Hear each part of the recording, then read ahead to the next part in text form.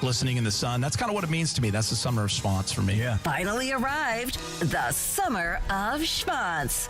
And now we enjoy the summer of schwanz, which really is all about the freedom that we now have on this broadcast. It's the summer of schwanz on the Sedano and Kap Morning Show. I hear Carly Lloyd on Fox, who I absolutely love. I just love Carly Lloyd. I just think she's amazing. Her career, her analysis, she's super good looking. She's pregnant. I mean, I just love everything about her. You know what I mean? Put it all into one. Look at Kasim's face. Yeah. Kasim made the face that we were all feeling in that creepy moment. Skip past that, are we? No. I love her. She's just real. It was creepy. It was weird. It was not great. Yeah, I love her. I love Carly Lloyd. God, I love her. The Summer of Schwanz on the Sedano and Kap Morning Show. I didn't like anyone here. So what was it? What was it about us that you didn't like? All of you guys have like a punchable face. That's what. A little sabor. Yeah, I don't think people like being called hacks. You're the widow on the radio. Giant Mexican, horn section. And Did you have me on your show to berate me? Is that what you're doing now? give me a freaking break. I'm reacting to Art Bell. Yeah. Midnight in the desert. I'm Art Bell. Scott Kaplan, eat a fat one, bro. The Sedano and Kap Morning Show on 710 ESPN. The all-new ESPN LA app and on YouTube at ESPN Los Angeles. We're bigger than U.S. Steel. Wow, that's crazy. Well, you want to Bit boy. Right now. Monstrous. Beto, I don't want to eat that. We did it, Dad. We did it. You were riding high on the stinger last time. Oh, big time. So, Right, that's right. Of course we were. So, mongrels, stay tuned. What are you talking about? I'm just saying it. Cool Whip. You put Cool Whip on pie. The summer of schwanz.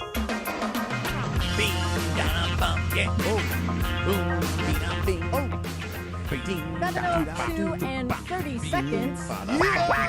It's the Sedano Kap Morning Show. Sans Sedano with Beto Duran. Go, Cappy. Go, Lindsay. Yeah. And Kasim. Kasim's in the house too. That young brother Kasim. He running this thing today. Oh, he's in charge. He's Right, in charge. Kasim. Go, Cap. You're in the zone. All You're I in know the is zone. this. When we last left you on Friday mid-morning, Beto, you and me, we packed up all the equipment. Oh, yeah. After plugging into the dartboard, Oh, yeah. we rolled out of Del Mar. Oh, like a boss, baby. Like a boss. Totally. Like a mouse. Came back to the crib. Not a boss. When you get back to the crib, you're no longer the boss. Cappy, like I once told DeMarco, now I get your frustration. Yeah.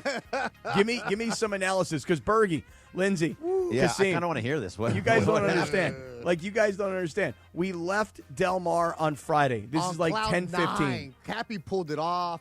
Everybody's looking at him. Hey, Cap, like giving him the point, like, yeah, you the man. You the man. Right. You pulled this thing off. You engineered this thing. You got the 710 show to Del Mar. You introduced all these great 710 listeners to this part of your little world, this little subculture you live in. And we packed that thing up and we bounced. The valet's waving at Cappy. The horse owners are waving at Cappy. Neil Drysdale waving at Cappy. the horse. Oh, all of them, man. Yeah. And then reality. Yeah, and then I get back to the house, and reality is I'm in my office at my house, and I look over at Beto. Beto puts on a sweatshirt and a hoodie, takes to the couch. This is my napping couch. Yeah. And Beto did the exact thing that I do on that napping couch. Good night, Irene, I for was up Beto. at 3:30 to get down to South, Right. to pick up Cappy right at 5:45, like I was ready to go. All that good stuff. So I came back to the Cappy house, and chaos. And yeah, like you were kidding when you said you have a full house. My goodness. Are you talking kid chaos? Are you talking Rachel chaos? Sister chaos. Sister chaos. I met the Cappy sister. Oh. Right. Now, you got to remember, this the night before, my sister was a drunk mess at my party that I host. Hey, good morning, by the way. Yeah, good morning to everybody. Oh, we didn't hear any of this portion of the sister. So we don't. I didn't tell you anything yesterday on purpose. You didn't tell me about it. I hung out with Beto all day yesterday. Didn't say anything about the sister. No. So give me what you think of the sister. Save it for Aaron. By the way, no Morales today, so I'm wearing my best Sunday swagger. Yeah, you're looking good. I'm wearing it in honor of Morales. I didn't know he wasn't going to be here, or else I would have worn a regular shirt. I also didn't know he wasn't going to be here. today. And I talked to Bergie before the show, and he goes, he said it 15 times last week that he wasn't going to be here on Monday. I didn't Definitely did. Yeah. I didn't So my sister was visiting me. And, What's your sister's name, Cappy? Are you want to share that or no? Her name, of course, her name's Melissa. Okay. And she works in the healthcare industry down in Florida. Yeah, she has 11 employees. And yeah, is that what she told you? Yeah, and then she had a partner here. I got the whole load. She lives in Tampa. Yeah, right. Yeah. And she, let me tell you, she was a drunken mess on Thursday night, dude. And we're at this party that I'm hosting, and I have to get up and say a few words. There's probably 200 people, right? So I grab the microphone. I'm like, hey, everybody, just like to say a few things here. Welcome everybody to the party. And my sister is 10 feet to my left, and she's wasted. And she goes, that's my brother. That's my brother. And she I'm has like, that Florida accent that Cappy does. yeah. Yeah. And I literally, I'm not joking, Berg, when I tell you I'm holding the mic and I'm looking at her, I'm going, shush, shush, stop, you, right there, you, stop, right? I'm looking at her husband, I'm like, hey, you, let's go, grab her, get her, move her. Nice you guy, know? real nice guy. Oh, he's a sweetheart. But man, oh man, he had to pull her away. So that turned into a bit of a mess on Thursday night. But then the best part is Friday morning, as Scott's like, oh, I already knew this story. So when I met her, she comes downstairs and has the bright red hair. I'm like, oh, okay, Lucille Ball, no problem. Good. Matching red glasses, sadly, just a Raphael style. Right. And she's like, wow, I had a good time yesterday. And her husband's like, yeah. There's always that. There's Right, always yeah. the one side or the other. Right. Oh man, that was a blast. The other one's like, oh, I don't want to put it all out great. there, but Cappy was being, you're the older brother, right? Right. He would have gave the scold right there. This was the most mature I've ever seen Cap right there with the sister. Was like, so you don't remember anything, huh? Really? Yeah, because I was like, don't you remember screaming during the whole thing? She's like, no, I don't remember any of that stuff. I'm like, I was waiting for Cappy to give the, I'm not mad. I'm just disappointed. When was the last time you saw her, Melissa Cappy? oh, it's probably been 5 years. Oh, 5 at years. least. Yeah, it's been a long time. Yeah. Wow. It's unfortunate. Yeah, she's busy. I know it is. She lives in a part of Florida that I don't go to visit. Doesn't live near my folks, and as I've complained many times, I never get down a chance to get down there and see my parents. My parents come out to visit me. Just easier. Do you talk to her on the phone at all, or is it? Yeah. Oh no, they're cool. They're cool. You guys, You can tell there's a good you're vibe. tight. You guys have a close relationship. Yeah, we're in touch. It's not like we're talking every day, but yeah, I mean we're brother sister stuff, Yeah. And but this was her first time out here, and man, she had a great time. Yeah. But she had too good of a time on Thursday night. She was calm on Friday. At the track, she was very nice and calm. Yeah. Quiet, cool. Well, that's just it. So Beto and I came back to my house, and Beto, at this point, it's 10 o'clock in the morning. We get back to my house, call at 10:15, 10:20. I've got an 11 a.m. call. Beto literally. Oh, I saw the Cappy call. Oh, yeah. Beto CEO literally. Cappy? Oh, my goodness. Who are you?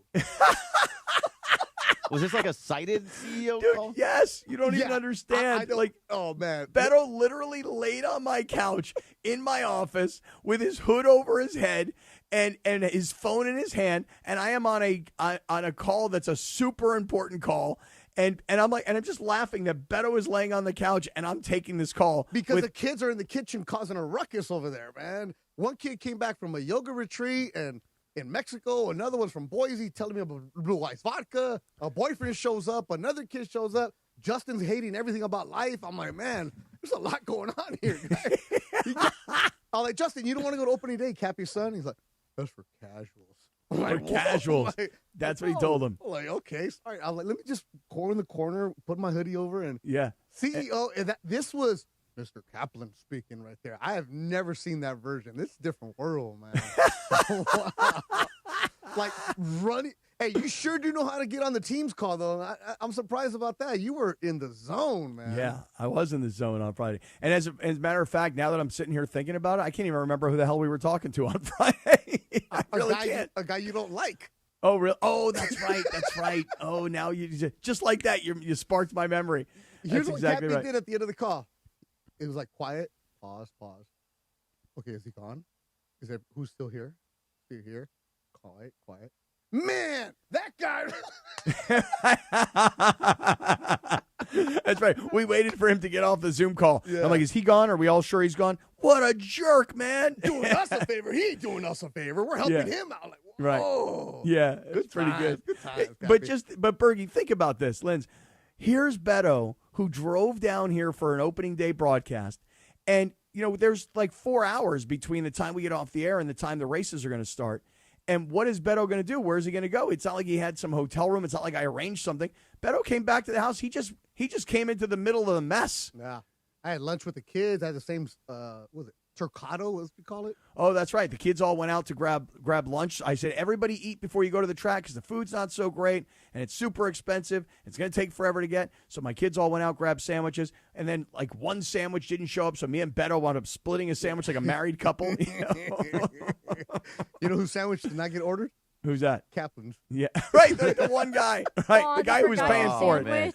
Yeah, The guy who was paying for it. So I gotta give it up to Beto because again we should do a little bit of top of the hour integrity and get to the World Cup. But Beto and I spent the entire day yesterday watching the World Cup final. We were at Rock and Brews together. Yeah. I asked him how it was at Del Mar. I asked him about the weekend. He didn't say one word. Save it for the air, not baby. one word about any of this. Yeah. This would have been all great stories to have while we're having a Milagro tequila. No, you were too busy arguing with that Argentina fan in front of you who kept trying to say, I wasn't arguing. Messi. And Berg's like, yeah. I wasn't arguing. Gene was arguing with I that. didn't want to say it, but all right. That's Get him, fine. Mean Gene. So Gene decided this guy was an Argentinian fan and he was just messing around with us and saying Messi, and he had a couple of drinks too. And him and Gene was getting in his face at the end of it, like, oh yeah, what do you think of that? Yeah. She was fully into it. It was awesome. It was a vibe at Rock and Brews. It was standing room only, crowded, and then the vibe went from Argentina early on to everybody was cheering on Spain towards the end. Man, it was fun, man. Milagro Tequila does it right. Hey, Bergie, did you get down with one of those Godzilla burgers? Oh, I didn't get one. Oh, I've totally What forgot. the hell? Ah, man. Because you know what I did? I got the I didn't really eat a ton, but I got the pretzel and I did the exact same thing Beto did. I didn't realize that it was I didn't realize it was mustard. Like, because when you talked about it when they brought that all in and Beto dipped in and almost died and had to leave the room. Right. I did the same thing. I thought it was cheese. And so I just took a big old, I dunked the pretzel in, big old, it was like dripping with all this, what I thought was cheese, took a bite, and it went straight through my nose. Yeah, the horseradish gets to you. Man. It got, oh my goodness. And you guys give me a hard time about forgetting things when I get off the air. You forgot about the horseradish and the mustard, which almost killed Beto. It looks like cheese. He never saw it. I understand. You would have thought though, Bergie, you'd been like a little bit more careful. Like, wait, is this the mustard? Is this the cheese? Because that almost killed I Beto. thought it was cheese. And then you forgot to have the Godzilla burger, which you talked about for days. I know. We had everything else, bro. Well, they took care of us. But that game was incredible. That was so fun to watch. I loved it. And look, here's the thing about Messi. You guys tell me. You're 39 years old, and you've had this insane run during the World Cup. But it kind of looked like he just ran out of gas and ran out of magic. And look, I know in watching all of the Argentinian games during the tournament, he does a lot of walking because he's conserving energy. You know, he knows when I'm going to go from 0 to 100 in the snap of a finger, and I got to have that energy at 39 years old. I can't be running around all over the place, attacking every ball. He is kind of like Luka, right? He's expecting everybody else on his team to cover for, a lack of hustle or defense. But wait, don't worry about it. When the time comes, I'm going to score the goal. I'm going to make the right pass. So he's conserving all day. But yesterday, it was either the way Spain defended against him and didn't let him touch the ball. Absolutely. Or him just running out of gas. And like I said, magic. One way or another, Messi just did not have an impact on that game. And listen, going into that game. Oh, no. Cappy. Not just Messi, all of Argentina. Because you know what I kept hearing for Berg the entire game? How many shots, Berg? 0. Right. They got 0 one. shots. They got one, I think, total. Berg was late in the game. Zone yesterday. He was Andres Cantor. He was Bergman Cantor. He was like, 0 shots, 0 shots. Balls on this side. Bergman was breaking it down yesterday. It was true, though. Like, there just seemed to be no offense mounted whatsoever by Argentina. And at one point during the game, I said this. I go, this is going to be a real shame. If Argentina wins the game, they kind of didn't really deserve to win the game. And on the other hand, if Argentina loses the game, the goalkeeper for Argentina has been so unbelievably brilliant throughout this game. It's going to be a terrible shame if they lose. And at 0-0, even late into the game and even late into the first half of the extra time, I kept thinking to myself, you know what? They're going to wind up scoring a goal. They're going to wind up finding an opportunity. Something's going to happen. And they're going to score. And then when they were down 1-0, and it looked like it was over, even then Argentina still mounted one opportunity where a ball got crossed in, and when the ball was kicked towards the goal, everybody in my house went, oh, like thinking that Argentina was about to score this goal, and the ball obviously went wide right. But it was like you're sitting, like I literally was chewing my fingernails. Like you're sitting on the edge of your seat in a 0-0 score. And I know American sports fans have always had this complaint. There's no scoring in soccer. It's boring. Oh, stop. You're not That's like watching. the minority now. I know. That's the minority thinking. Yes, and Beto. if you're doing that, you're thinking like that, like, all right, whatever, bro. Good for you. Right. There's no getting you to enjoy that game. But when it was 0 shots in a World Cup game in the regular, that's crazy. Crazy. For a team in the final.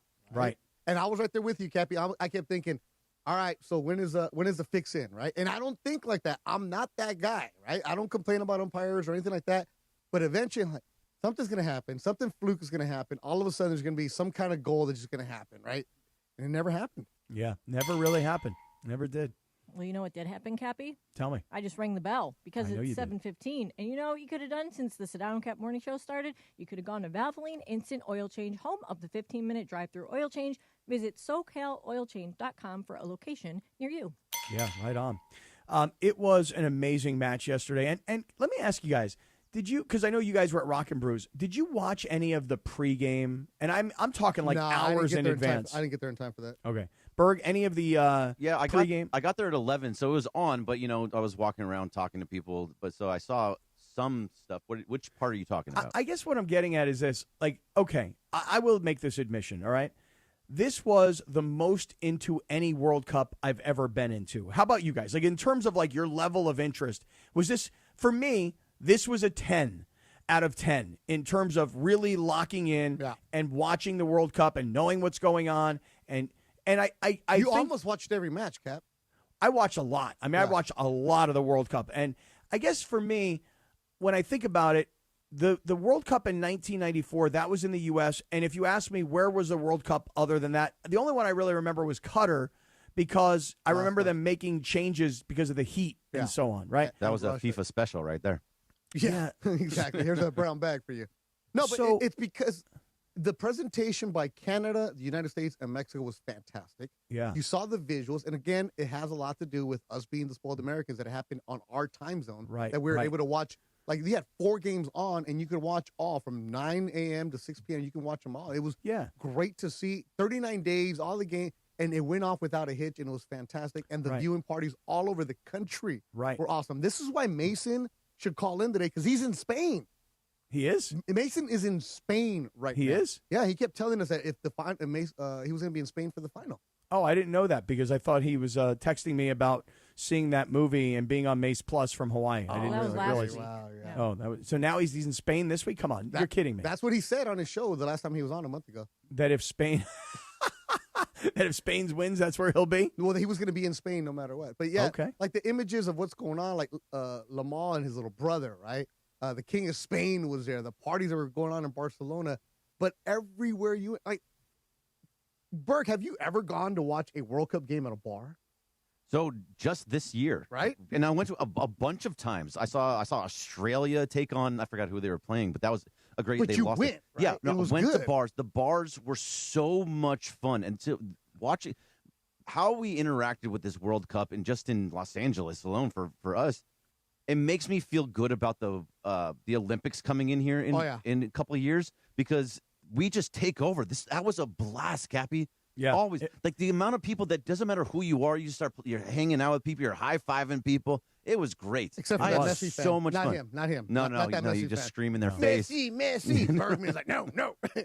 I just feel like I think maybe I'm always going to go back to, as an American sports fan, you know, you've watched a lot of football games in MetLife Stadium where the final was yesterday. You've been to SoFi Stadium for Rams games or for bowl games or for concerts. You know that venue. You watch these games from around the U.S., whether it was in Atlanta or, Miami or name the other places that got to host these games. Heck, Kansas City was a vibe, man. Right, Kansas City. Totally. Right, middle of the country, Kansas City. But that's just it. Like, you're looking at Messi in Kansas City making these spectacular goals, and you're going, well, that's where Patrick Mahomes leads the Chiefs through the AFC Championship game and onto the Super Bowl. So we know these venues, we know these cities, we know these fan bases from these cities.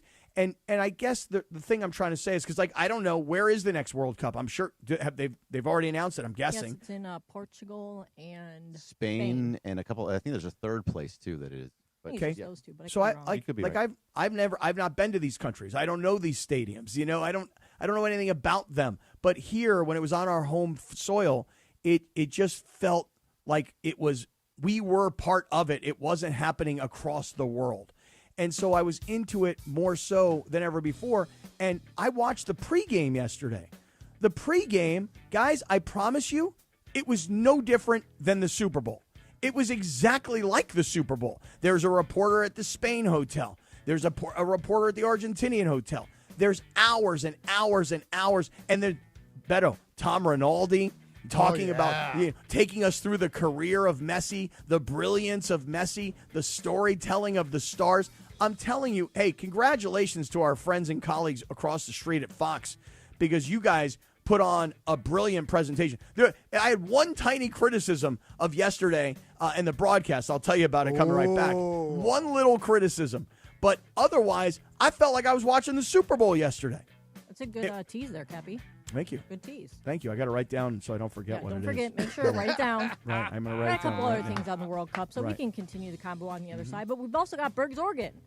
But you need more Lakers talk in your life? Because I know I do. The Ball-Nor Extreme duo of Mike Trudell and Geeter McGee are back tonight at 6 p.m. on 710 a.m. and the ESPN LA app. Who on the Summer League squad can make an impact? And is wing defender coming anytime soon? Discuss it all tonight on Lakers Talk. We've got Bergs, Oregon coming up, like I just said. It's the Sedano and Kap Morning Show right here on ESPN LA. The Sedano and Kap Morning Show. We'd like to thank our founding partner, Cadillac of Beverly Hills. Cadillac of Beverly Hills. Experience luxury at the top of its game. Visit CadillacBeverlyHills.com. This is the Sedano and Kap Morning Show. All right, SoCal, summer's officially here. The grill's fired up. The kids are out of school. Everybody's posting vacation photos. Meanwhile, you're still looking at those same old floors? It's time for an upgrade. Head over to Hernandez Wholesale Flooring, where they've got millions of in-stock options in hardwood, laminate, tile, waterproof vinyl, carpet, and turf. Hernandez gives you true wholesale pricing all year long. That's right, no waiting, no gimmicks, no wondering if next week's sale is going to be better. Just an incredible selection and wholesale pricing from a family-owned business that's been serving Southern California for 3 generations.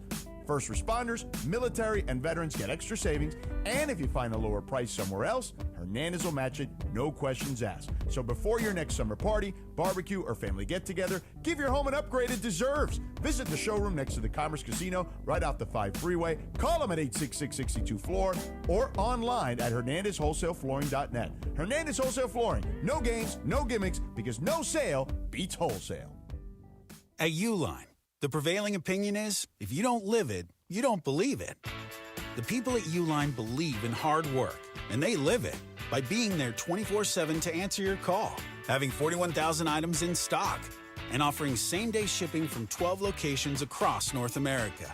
Business owners, sellers, buyers, shippers, and packers believe it. Uline is the hard-working, dependable source for your shipping and industrial supplies. Visit uline.com. John Ireland here. You want a vodka that's championship caliber? Look for Blue Ice Vodka at Ralph's, America's largest potato vodka. Double gold rated, just 64 calories an ounce. Classic, huckleberry, or double espresso. Blue Ice Vodka. Vodka with standards. Every 40 seconds, a child is reported missing. Find the Children is a nonprofit organization dedicated to helping find missing kids. You can be a part of their mission by donating your unwanted car. Call 1-800-294-0222. You'll receive the maximum tax deduction, and we provide fast, free pickup. Call 1-800-294-0222. Donate your unwanted or unused car. Call 1-800-294-0222. This advertisement was paid for in partnership with Cars R Us and Find the Children. Do you read more about your team in the off-season than in the season? Does your game day outfit include a brown bag with eye holes? Then you may be a fan of a BST or bad sports team. Luckily, when you bundle your home and auto insurance with Progressive, you're protected. Because seeing your painted face in the rearview mirror after a loss isn't just depressing. It's distracting. Visit Progressive.com today. Progressive Casualty Insurance Company, affiliates, and other insurers. Covered subject to policy terms. Not available in all states or situations. The Sedano and Kap Morning Show, weekdays at 7 a.m. on ESPN LA. It's finally arrived. The summer of Schwanz on the Sedano and Kap Morning Show. And now, let's conjugate the word schwanz.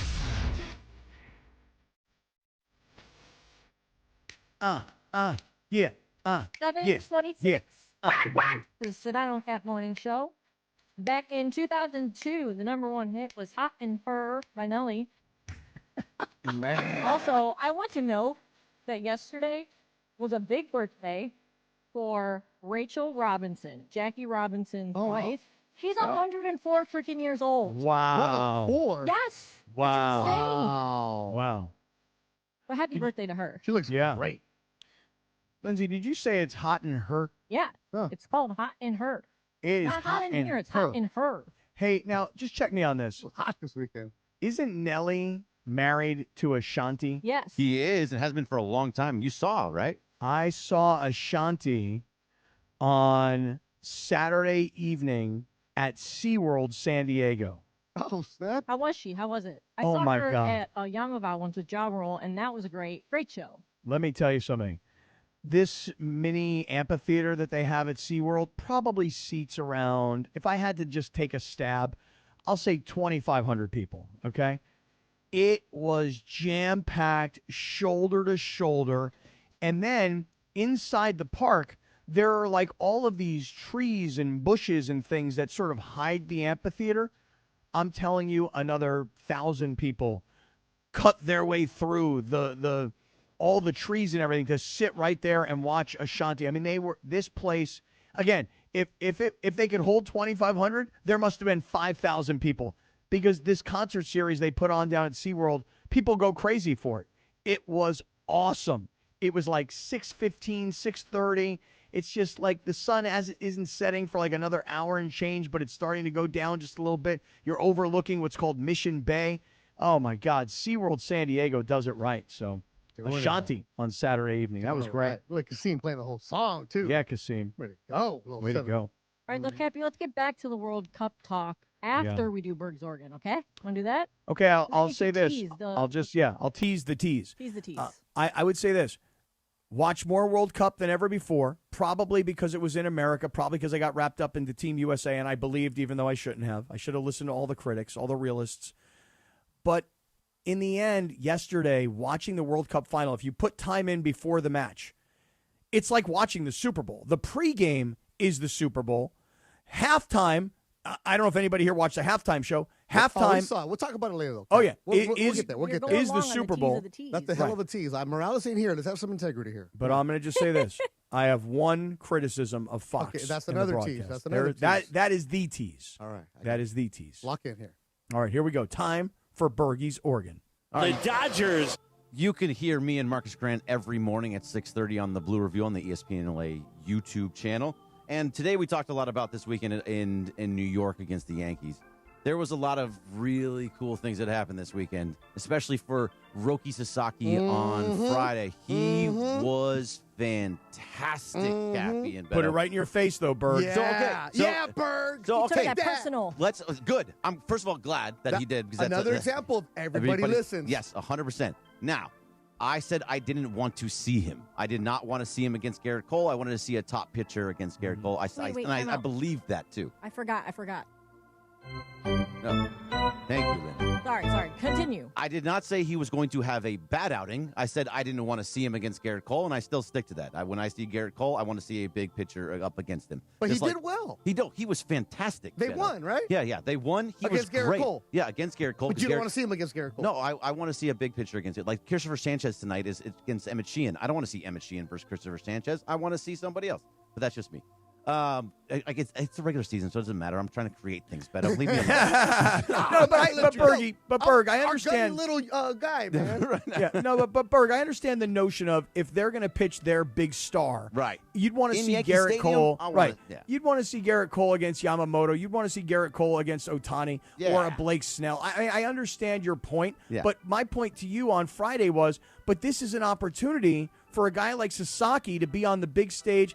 Not that Dodger Stadium isn't the big stage, but to be in Yankee Stadium, to be the first game coming out of the All-Star break, to be going up against Garrett Cole, to not have Aaron Judge in the lineup. I mean, this was a huge opportunity for Sasaki. It was, and he met the opportunity. So that what he did, he had 21 pitches of 100 miles an hour pitched plus. Crazy. So he had, I think he hit 102 at one point. So if he's starting to throw at that level of consistency over 100 miles per hour, he figured something out over the break. So Marcus was telling me this morning that he got a bigger glove, and if you remember a couple of starts ago for rookie Sasaki, Yamamoto and Shohei were talking, and they were talking about glove positioning for Sasaki, and so there might have been a little bit of tipping his pitches in there. Oh. And so if he just figured it out again, and he looks like the guy that he looked like in May, or the guy that walked through the postseason last year and became the closer, then we're starting to look at a guy that could very well be somebody that adds to this rotation, especially with what's going on with Shohei,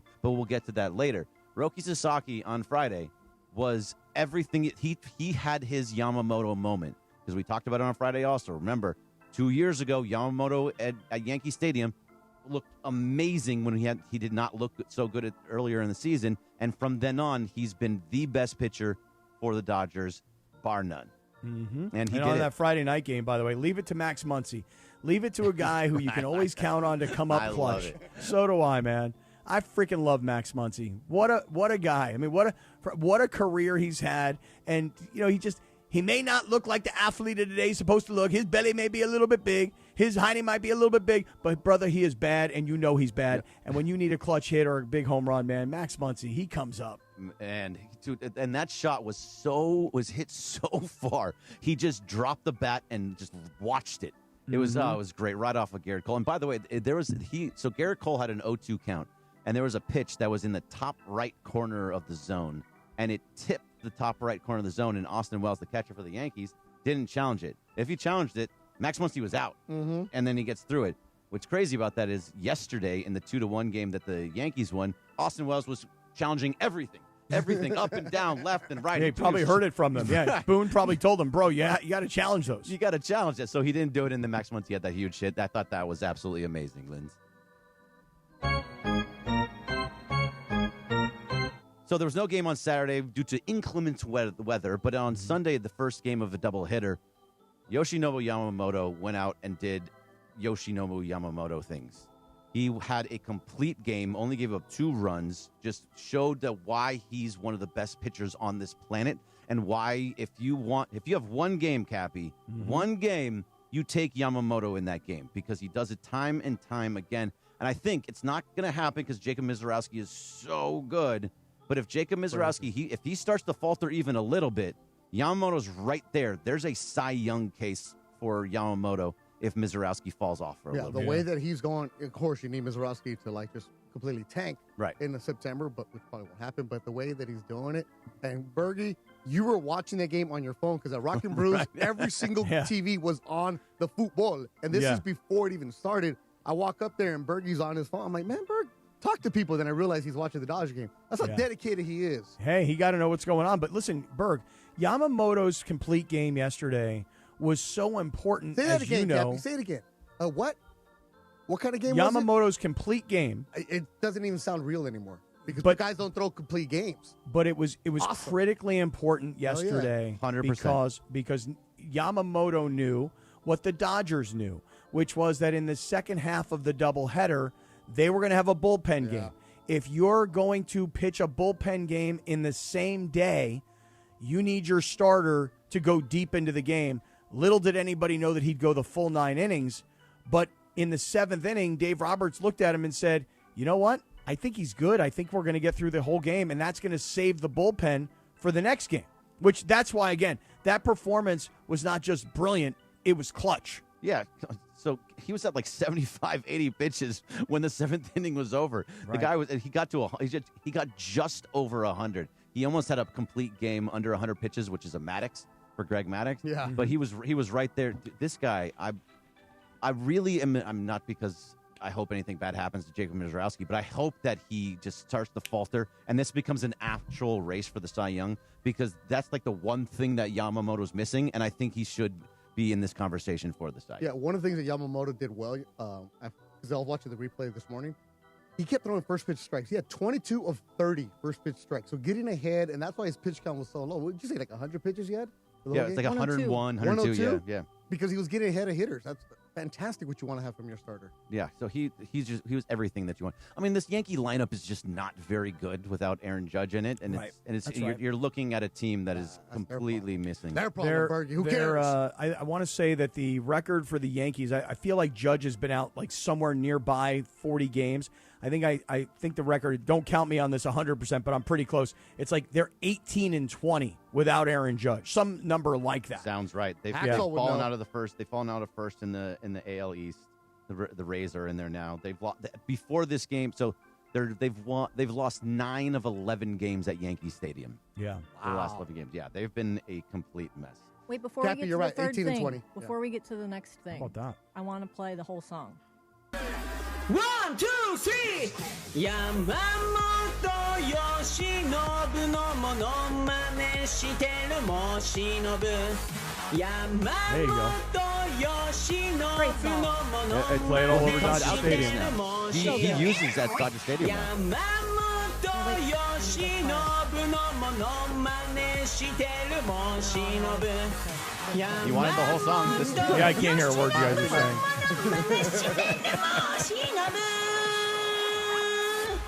Yeah. Man, I love that guy. I love that guy. Now we're at the third thing, right? Yes, the third thing now, and that is all about Shohei Ohtani. And now Shohei Ohtani. we're talking about a guy Shohei Ohtani is so critically important to this team. If you had to pick the top 5 guys that are important to win a third straight World Series, Shohei Ohtani would be 1, 2, and 3. So what's going on with him? He's now going to miss his next start on Wednesday, and he is out of the rotation indefinitely. So it's got me kind of thinking, Cappy and Beto, how much longer is he even going to be in this rotation? I think he comes back to the rotation for this year. I think he pitches in the postseason. But I think the conversation of him pitching becomes much, much louder now and becoming just a hitter. I don't think he's going to do, if he wants to do both, he's going to do both.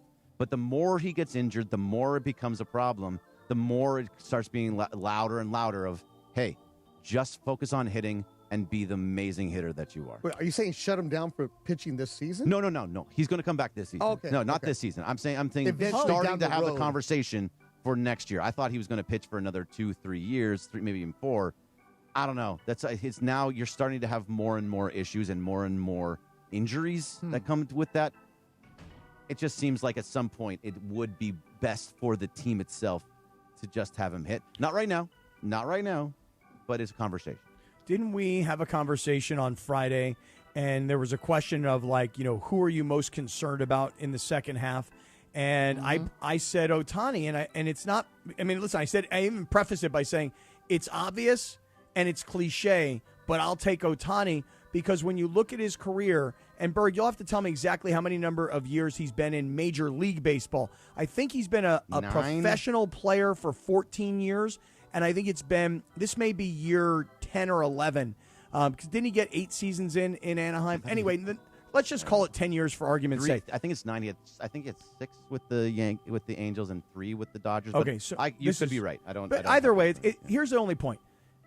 It's what Dave Roberts said yesterday. It's wear and tear. When you're a pro athlete and you throw pitch after pitch after pitch, wear and tear is going to happen. Could be your shoulder, could be your arm. He's already had Tommy John surgery, and you'll have to check me on this. He may have even had 2 Tommy John surgeries. 2. He had So he's had 2 Tommy Johns. He is in his 30s now, and he's been a pro for a long time. This is his 9th season? 6 with the Angels, 3 with the Dodgers. Thank you. Good job. Way to go, Bert. Got it right on there. Look at that. So it's wear and tear. But here's the thing about shutting Ohtani down in the future. If you told me this was his arm, I'd say, yeah, you got to start really considering shutting him down. But it's his knee. Now, you might say to yourself, well, that's another part of the problem, because the knee could then turn into something that becomes an issue for him as a hitter, and you can't have that. And the thing is that, and I read this morning, it may have even been in the LA Times, it was a point that was made about Aaron Judge. When Aaron Judge is out of the lineup, he can't do anything to help you. If you take Ohtani and you take him out of the pitching rotation, guess what? His bat is still there to help you. 100%. So anybody that say, well, he was paid $700 million because he was a pitcher and a hitter. Not really. He was paid $700 million because he's a global icon and because the Dodgers could make more on the $700 million investment. So it's different for Ohtani. For Aaron Judge, if you're out of the lineup, you cannot help this team. If you're Ohtani and you can't pitch, you can still more than help with your bat and your base running. Yeah, you're absolutely right. But also, anybody that's even discussing Shohei Ohtani's contract anymore just doesn't know what they're talking about. That don't even matter. They've already made all of that money back. No doubt. And he's already made it. Right. And, yeah, exactly. He's underpaid. If they wanted to, they could just pay him out right now and still be fine. Like they've already made all that money. It's already sitting off to the side. Like they already know how that's all going to work.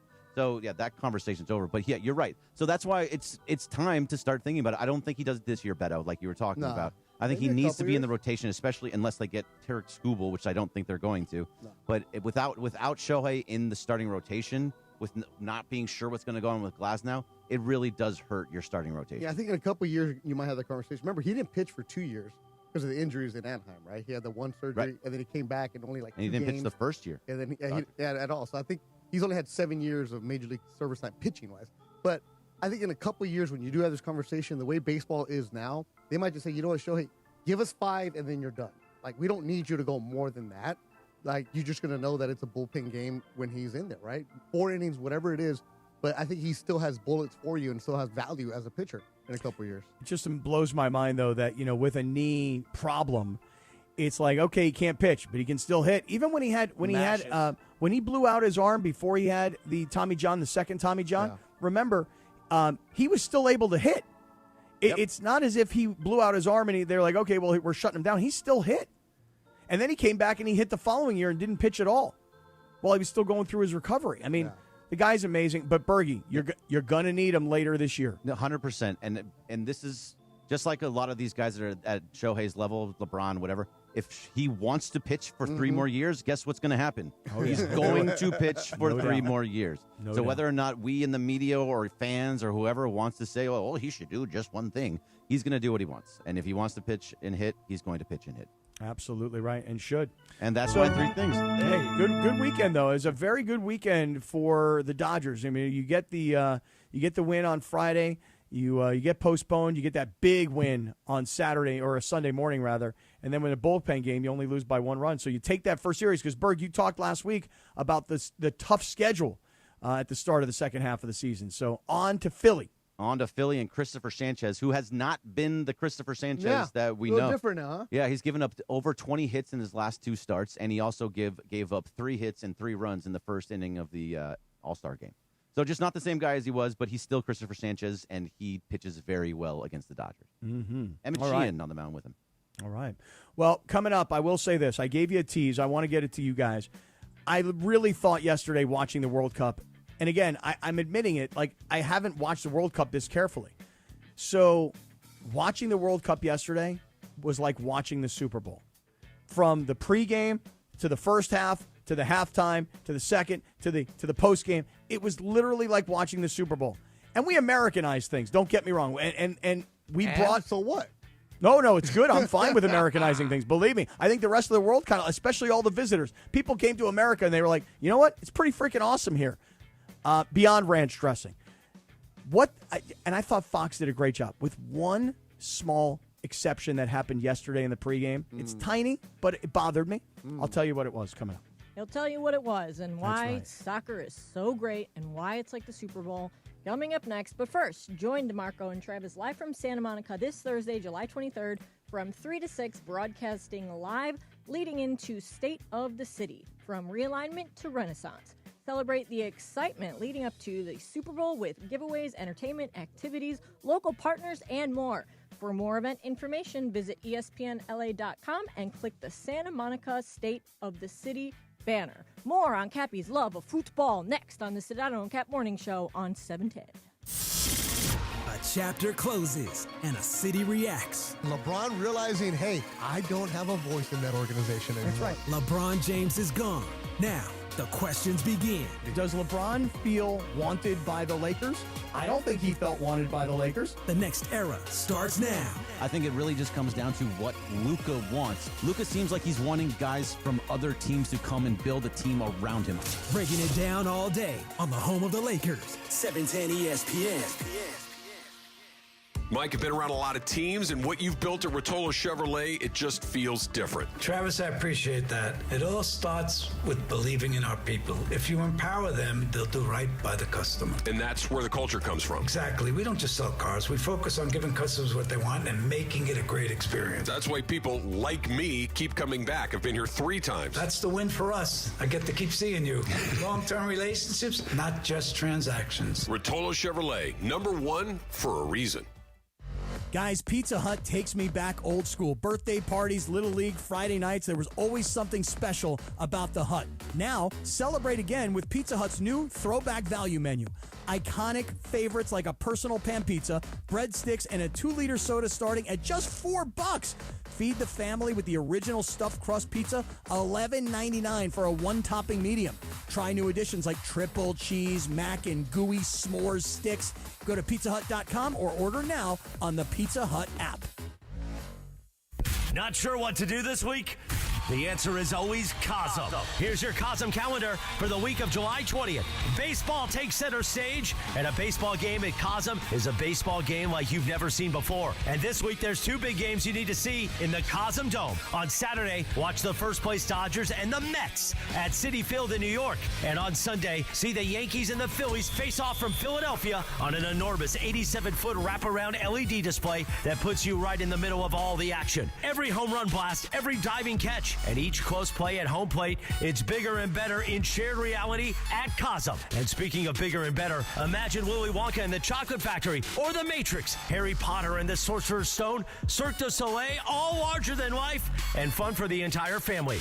The Cosm Dome is every sports fan's dream, with multiple gigantic displays to watch all the action, great food and amazing cocktails, the legendary Cosm Deck. Cosm really does have it all. Don't be left out. Visit Cosm.com and secure your tickets this week. That's Cosm.com. That's your Cosm calendar. After wanting one for years, Kevin is finally enjoying his new hot tub. This is the life. He worked with Empower to help him get good at money, so now he could be a little bad. Oh, no, not my phone. Oh, Kevin. Kevin's phone may be in hot water, but his finances aren't. Invest well, live a little. Start today at Empower.com. Drip Drop is doctor-developed, proven fast hydration that helps your body and mind work better. Trusted by firefighters, medical professionals, and over 90% of top college and pro sports teams. Drip Drop is engineered to hydrate faster and more effectively than water alone, with 3 times the electrolytes of leading sports drinks. Stock up now at dripdrop.com and use promo code RADIO20 for 20% off your first order. That's dripdrop.com, promo code RADIO20. It's the summer of Schwantz on the Sedano and Cap Morning Show.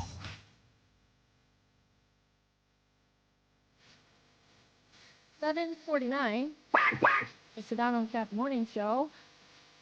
And back in 1991, this was a #1 hit, Unbelievable, by EMF. And you know what else is unbelievable? You know what is really unbelievable? Back on this day in 1994, O.J. Simpson offered $500,000 reward for evidence of his ex-wife's killer. Remember that? Yep. Way to go, Juice. He's looking for the killer. Yeah. I saw. I didn't do it, but if I did, this is how I would have done it, right? Yeah. Wasn't that the name of his book?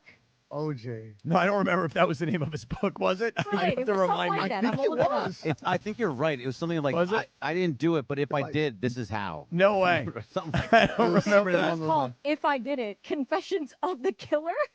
Yeah. What a dummy. Oh my goodness. The juice is loose. The juice is dead. That's true. Oh, Cappy, you got the same shirt on. Let's go, baby. Hey, Beto. Hey, listen. I saw you put on that ESPN LA golf tournament shirt looking sharp AF. And I went, you know what? If Beto's going to rock his, I'm going to go get mine. I'm going to put it on myself.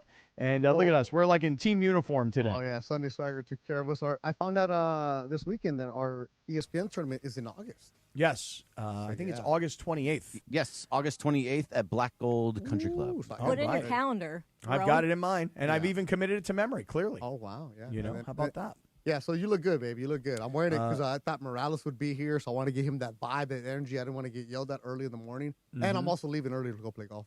Oh, really? Yeah. What time are you leaving? Charity golf What do you tournament. mean?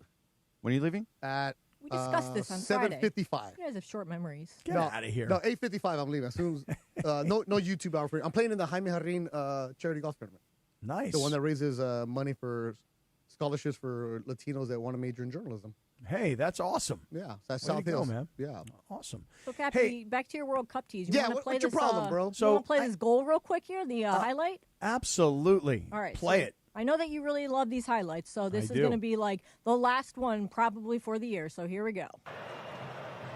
Toque atrás, Porro la pone al área. ¡Ah! El cabezazo atrás. ¡Queda el rebote! ¡Gol! ¡Ferran!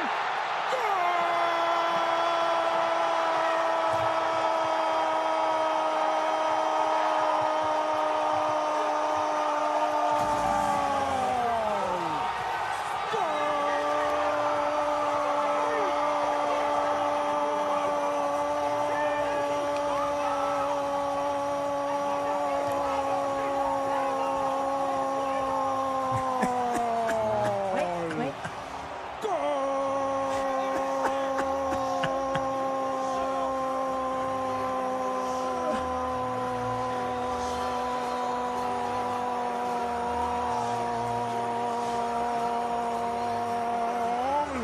De España lo hizo Ferran Torres en el comienzo del segundo tiempo suplementario. Así fue. El centro de Lavín, el centro de Porro, digo, el cabezazo de Williams y el remate de Ferran. Yeah, that must have hurt Cantor so bad. You know why, right, Kat? Tell me. He's from Argentina. Ah, see. And he really carries the emotions of Argentina on his sleeve. That was a professional broadcast. I was going to say, that was a good job by him. That's a good job. Like, but if you don't know his background, but he was hurting. They would show videos afterwards, like the entire Telemundo crew was taking their picture, jumping up and stuff like that. And Cantor was in the back, like, yeah, because when Argentina won the last World Cup, he was crying on the broadcast. Yeah. So he was not, he was a pro about it. That was a long goal, probably the longest one of the World Cup. But that hurt him inside. That hurt. Yeah. First of all, what a spectacular goal, right? Oh, absolutely. I mean, the way the ball was one-timed in, the way it was crossed in, but like not held and thought about and passed. It was a one-timer that went flying up into the air and starting to bend, but it looked like it was going to go to the, I don't know, 5 or 6 yards to the left side of the goal. And the Spain player... Ferran Torres, who came in as a sub. No, but not the guy who scored. The guy who actually headed the ball back in. See, the goal itself was spectacular and it was brilliant, but it was the header that actually made the pass that allowed the Spanish player to, by the way, take his time, get an extra step, and then, most people probably would have tried to blast the ball as hard as they could, but instead he hit the ball hard, but he had his foot open. So he kind of got it on the side of his foot rather than on the top of his foot. And he still was able to hit it, but it was a finesse shot. And it was just the whole setup from the pass to the header to put the ball back in to the way the ball was kicked into the goal. All three players who had their possession absolutely spectacular and brilliant, and another great call by Andres Cantor. Yeah, it was Nico Williams with the header. The kid in Cappy, the guy who scored, though, his nickname, El Tiburón. El Tiburón? Yeah, there's a song in Spanish called Tiburón, Tiburón, tiburón, tiburón, tiburón, but it's the shark. The shark, Cappy. He was a shark coming off the bench. Well, and it was his first and only goal of the World Cup, and he said afterwards, I'd been criticized for not scoring, but, the timing was right, and, the universe set it all up, and the kid winds up scoring this game-winning goal and will go down as a hero. And by the way, the Argentinian goalie, I mean, could you have asked for a better performance from anybody on the field, keeping Argentina in that game, facing 20 shots versus Argentina, who couldn't get a shot off the entire game? Truly amazing. He had 11 saves, and that's by far the most in a World Cup final. Wow. Yeah, it was a great. I mean, listen. I think the old record was 8. The whole World Cup was amazing, and it got down to yesterday's final, and I didn't even realize it. I should have thought about it, but Fox televised this thing as if no different, absolutely no different than as if it was a Super Bowl. There were reporters out in front of team hotels. There was the crew of Zlatan and Theory and what's his name, redhead, Alexi Lawless, and I loved it. Listen, I really thought the broadcast was great. Beto, I don't know if you saw this or not, but at one point, I didn't see anything. At one point, they show how the crew, the pregame crew, they're broadcasting from wherever they were in New York City, and then they were going to get on a helicopter, and they were going to fly from New York City over to the New York, New Jersey Stadium, the MetLife Stadium, where the Jets and the Giants play. And they even walked them out. I mean, I just thought the whole presentation was fantastic. I thought it was great. But and then there was just this one part that bothered me. So I say we Americanize things, and we do, and we should have, right? It's on our home turf. Bruce Buffer is the most exciting ring announcer, okay? When UFC has Bruce Buffer and he's making announcements, I always scream at the TV, stop showing me the fighter when I'm listening to Buffer scream and go absolutely crazy. It's time! Right. Buffer's going nuts, and he's introducing the teams as if they're fighters. So he's introducing Spain, and he's introducing Argentina, and you're hearing Buffer in the background, but you're hearing the broadcasters talk over him, and it became very hard to understand. And then Fox is actually showing you Bruce Buffer, which is what I wanted to see. They're showing Buffer, and he's going, and now coming to the field, coming to the pitch, the 6-time champion, the undefeated record, whatever he's saying, Argentina, and they're showing you Bruce Buffer going absolutely going crazy. And they're talking over him the whole time. I'm like, guys. Who's talking over? The announcers, whoever the announcers were at that John point. Strong, I think. Okay. The point I'm trying to make is if you're Fox and you're going to show me, because I could hear Buffer in the background when they were not showing him to me. Now they're showing him to me, and they're talking over him. It's like, guys, Bruce Buffer is great television. He's exciting. He's loud. He's going nuts. As you said, Beto, it's time. He's losing his mind. And they're talking over the guy the entire time. It was awesome TV, and they just, shush, let me hear Bruce Buffer.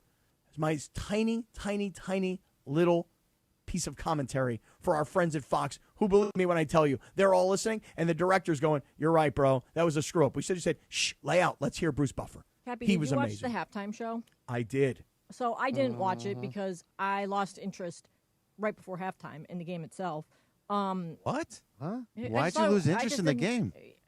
I did not think it was Exciting. There were Argentina. Nasty it's an American that only wants goals. I need 7-5. Right. What an American. I know, right? It just it was just a little much for me. I have news for you, Lindsay. We don't agree with you, but I guarantee you there are people who are tuning in right now going, you know what? I feel the same way she felt. Absolutely. Well, how come they didn't shoot? I played soccer. I was a defender, so I would get bored, if there was no action on my side of the field as a defender. So that's kind of how I felt. But the halftime show, everyone said it was a disaster. Was it as big of a disaster as Twitter made it seem like? I don't know why everybody said it was a disaster, but I'll say this. Did you guys, I know you guys were out. No, we watched it. Okay, you did. Did you guys think it was a disaster?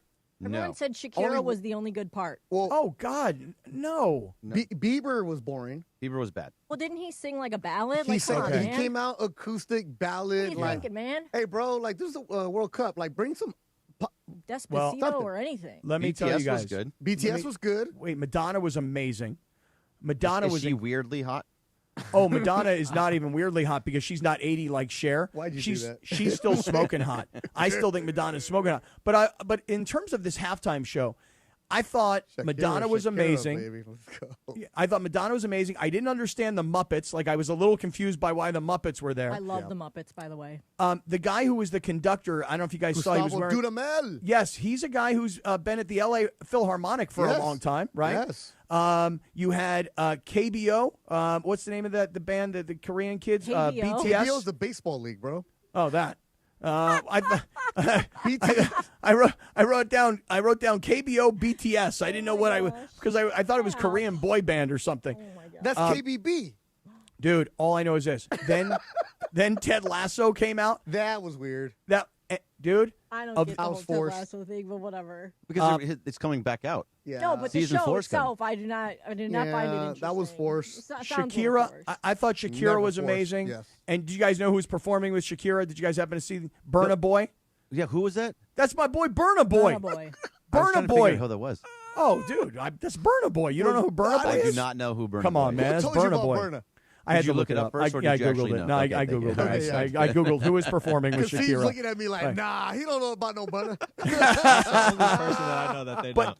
But of all the halftime, Justin Bieber, horrendous. And I'll say it like this because I don't even blame Justin Bieber. I blame the guy who created the halftime show. You had all this energy with Madonna, and you had all this energy going on, and then Justin Bieber with an acoustic guitar by himself took the whole place from energy and dancing and hype to completely bring the whole thing down. It made no sense to me why Justin Bieber sang this slow-ass ballad with an acoustic guitar. By the way, he's got a great voice. He can play guitar. He's playing in front of 80,000 people. I give him all the credit. He's an amazing performer. Yeah. The Take wrong that with song Noah at the Kahan. wrong time. Yeah. Take it to Noah Kahan. That's the style right there. I don't need Right. that. Wrong Did you know song, who needed wrong him? time. I told Bergie the only one man could have saved that yesterday. He should have taken over Bieber. Who was it, Bergie? Mr. Oh, yeah, Pitbull. Mr. Worldwide. Mr. Oh, Mr. Worldwide would have been way better. Worldwide at the World Cup. right. Come on Yep. now. He would have been way Surprised better. He wasn't there. Dale. Hey, Cappy, what's going on with your Wi-Fi? Why is I your don't know. camera all Too many kids blurry? at the What's house going- yeah, using it. Too many people. No, there there is sister- nobody here. There is nobody here. Sister left this morning. Get off the devices. There's nobody here using any devices, but for whatever reason, I'm a little blurry today. But Yeah, I'm no, going to you're- reset. yeah, at reset, the reset at the break it. here. I'm going to reset because I want everybody to see how my shirt is like Beto's shirt, and Beto's is in like high def, and mine is in like 1965. You know, like black box. Right. Exactly. I know.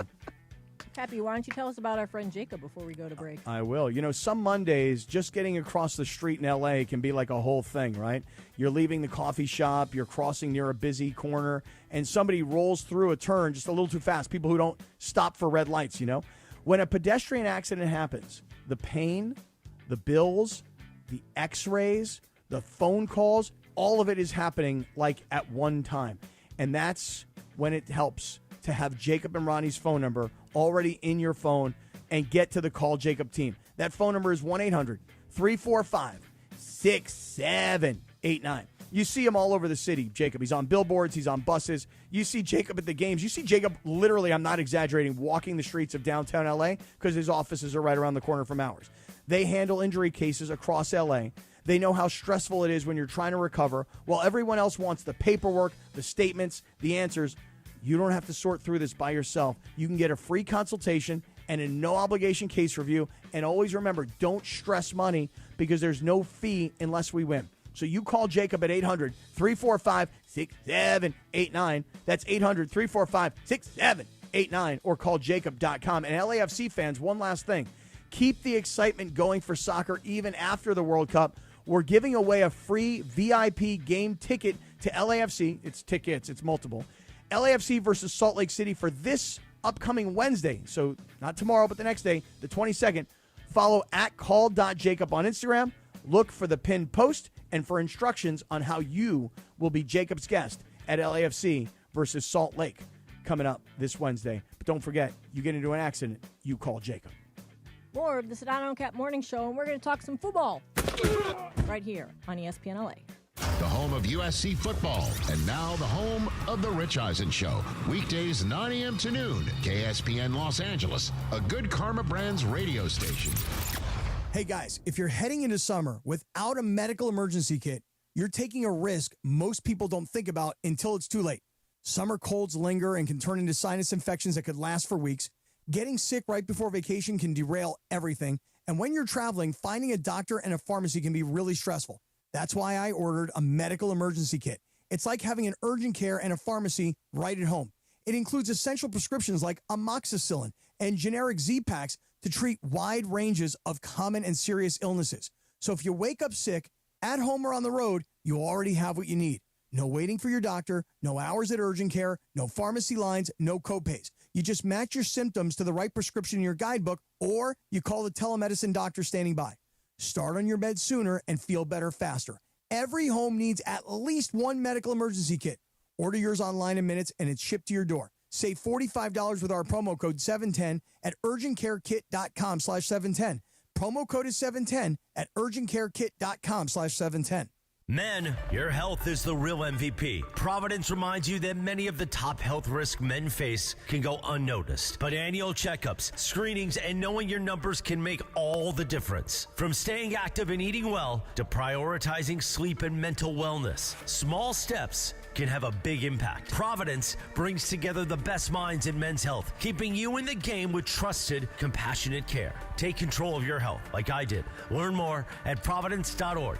Providence, caring with compassion in Southern California. I'm here with Angelica, and getting a DUI is serious business, isn't it? It's a process, Cappy, and if you don't take action within 10 days, you run the risk of some pretty serious consequences. Start by calling or going to fixmydui.org. One of many things Fix My DUI does is help individuals rebuild their lives through stability and reducing the risk of future mistakes. We do this through education and ongoing support. So the first thing you do, visit fixmydui.org or call 888-607-7077. We can help. Everyone needs to take care of their mental health, even running back Bijan Robinson.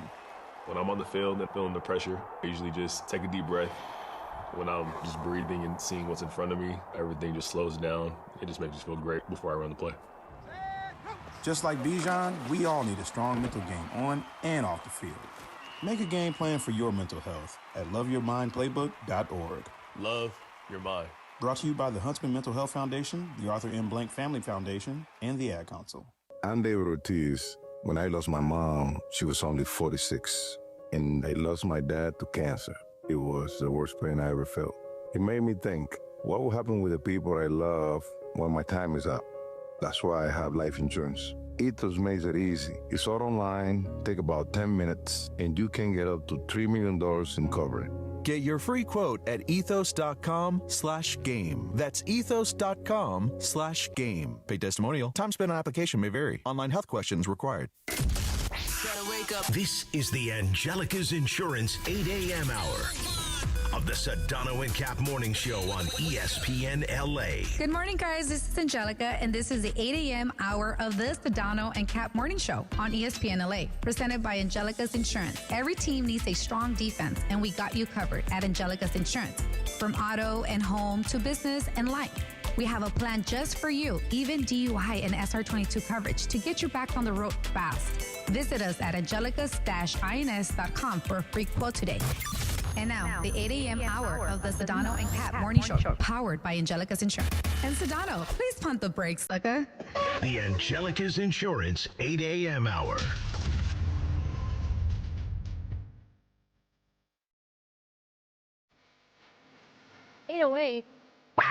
It's the Sedano and Kap Morning Show. And back on this day in 2010. Bruno Mars released the song Just the Way You Are.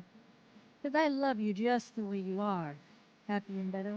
Oh, baseball. It's also nap day, But so make sure you This is the way get they your do naps it with in. the kids do it now, right? Yeah. Oh, they do it with the fingers? They don't do it with the Fingers, they do full it with the hand? fingers. I got Really? Fingers. Yeah. Oh, wow. Look at that, Bert. Gene does it like this. They'll be like, okay, Unc, if you do it with the whole hand. Right? Okay, Boomer. Boomer. All right, Beto's in for Sedano. The summer of Schwans continues here on Sedano and Cap. For those of you that were with us on Friday, me and Beto down in Del Mar, and then a lot has happened in this world since Friday, including obviously the World Cup yesterday and Spain's victory, the Dodgers taking 2 out of 3 over the Yankees this past weekend. Hey, Beto, we're getting a lot of reaction in the YouTube chat. I think people tend to agree. Lindsay, first of all, the fact that you admit that you found the first half of the match yesterday boring, that you didn't even stick around to watch the halftime, I love that, because I think a lot of people may have felt the exact same way you did. And if you're an American sports fan who is new to the World Cup this year, like me, you may not have realized that the halftime show was about to be a Super Bowl-esque halftime show. It's not supposed to be. Well, that was the first time they did it. Man. Oh, see, again, my point, we have Americanized these things.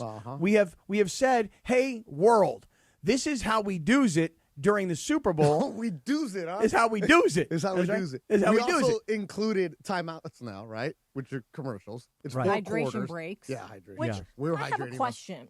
Why do they need the hydration breaks in the places that have air conditioning? Is it Commercials. really necessary? TV commercials. TV Sure, That's but, why. But Yeah. like, I No, feel but that's like it. Somebody somewhere should have been like, we don't really need to do that, right? Yeah, right. Until And you then- see how many millions they made. Right. Fox and FIFA together were like, we don't really need hydration breaks, but guess what? We're taking them anyway. Yeah. Why? Why would we do that?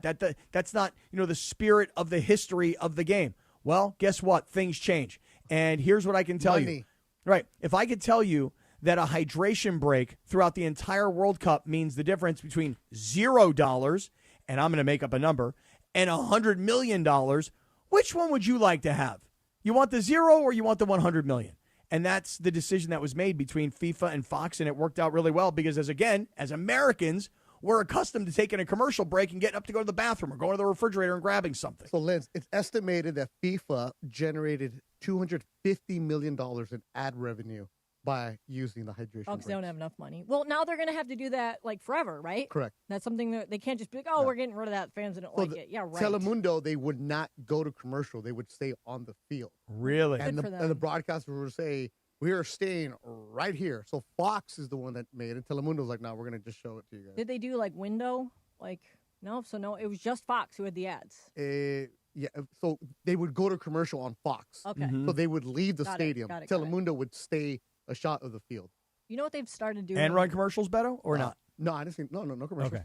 So they started doing with WWE. Now I'm not gonna lie, I haven't seen one of their NGL? premium. Yeah, NGL. I haven't seen one of their premium events since they switched to ESPN. But I know that they were putting in, like, they would go to quote unquote break, which WrestleMania and all these pay-per-views that we called them, the premium events, never had any like commercials really because they were pay-per-view, right?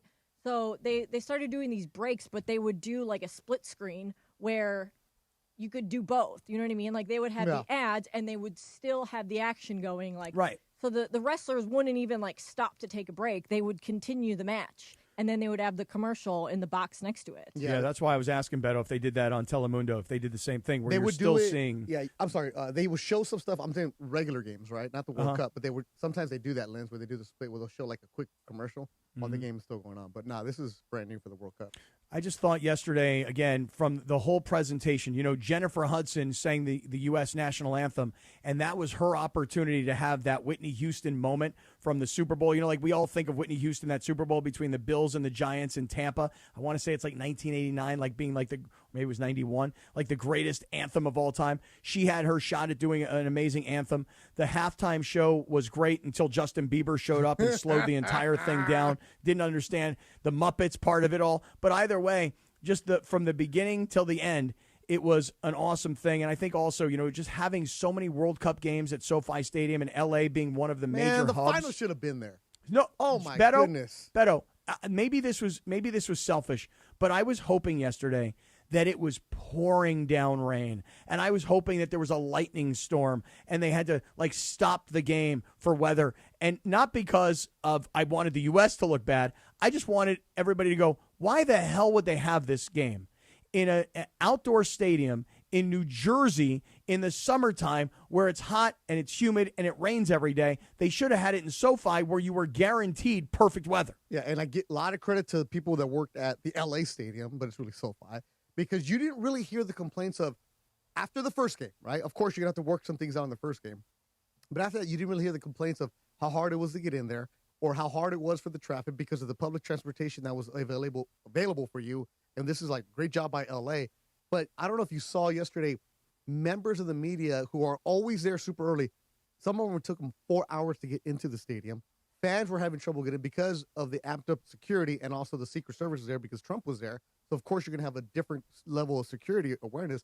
But it was really hard to get into, and a lot of people didn't know what places to go to enter because of some places were shut down. So it sounded like it was a nightmare to get into the stadium.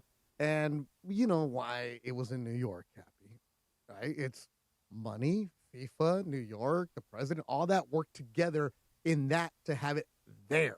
Like LA would have been perfect, but then all that stuff that comes back that Kroenke didn't want to expand it to make it 80,000, which is what's seated yesterday.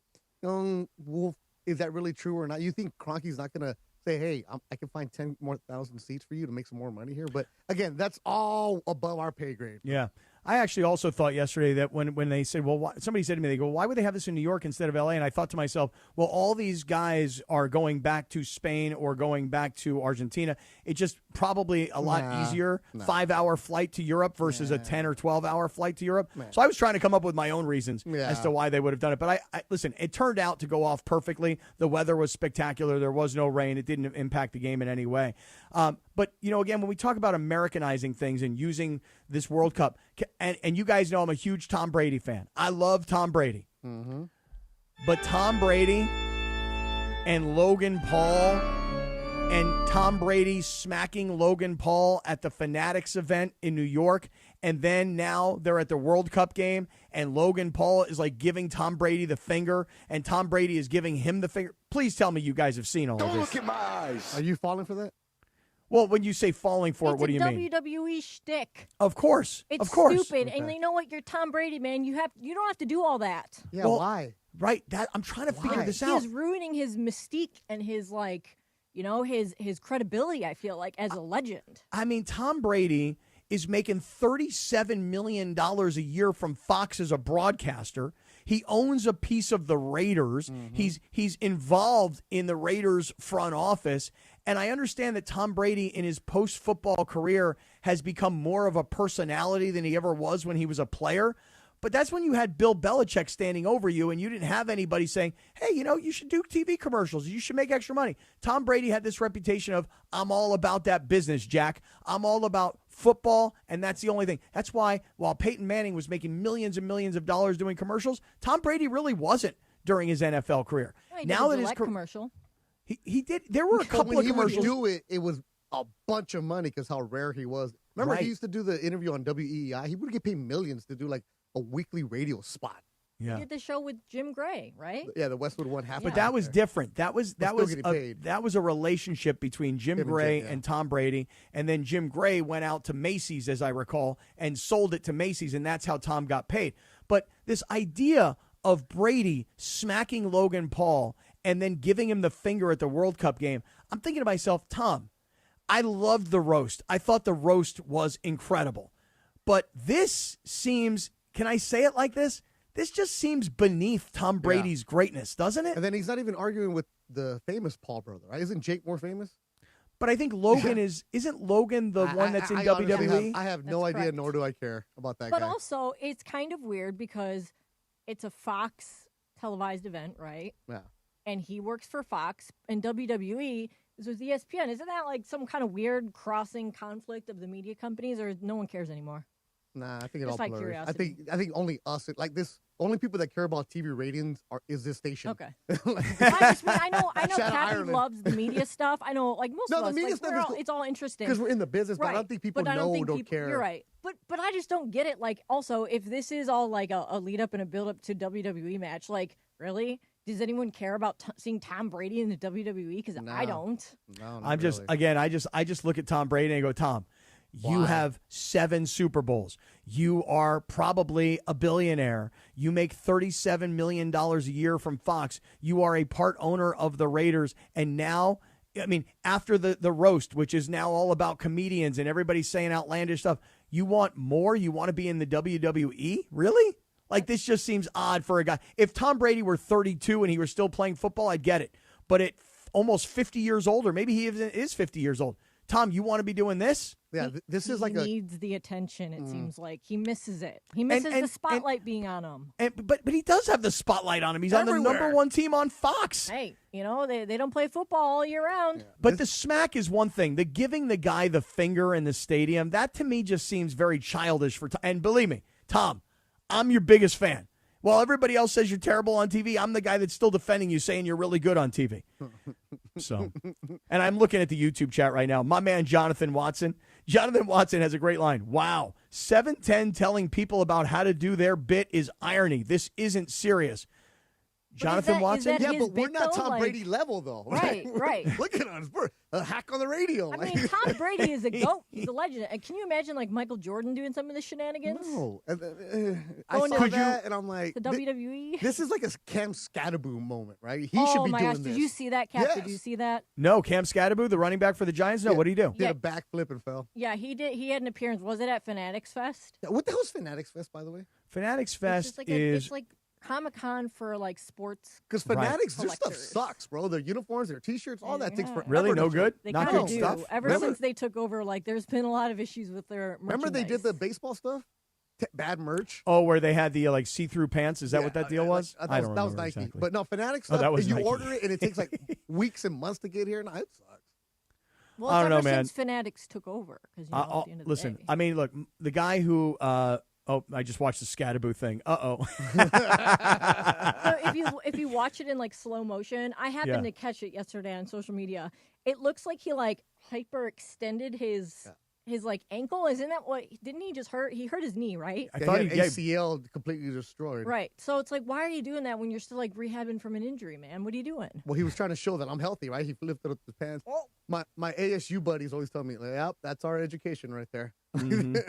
Listen, Michael Rubin, the guy who owns Fanatics, he's become such a big personality. He's become such a wealthy guy. And it's not as if he's just a CEO behind the scenes. He's become the face of that brand and that company, and he has all these relationships with all these big superstars, whether they're athletes or musicians or movie stars, and he seems to be the magnet that pulls them all together. And then he decided to put on this, what they call Fanatics Fest now. And Lindsay, I think that's a great comparison. It is like a Comic-Con of sports, and brings all these folks together. But again, I love Tom Brady. I'm thinking that Tom Brady, Logan Paul, and giving each other the finger at the World Cup is beneath Tom Brady's greatness. Yeah, as their suites are right next to each other. I think that if he does go to WWE and does a match, he should have a vampire gimmick. I hope he gets something like the Undertaker meets Paul Bearer together, wrapped into one. I don't know, something like that, where he's a vampire.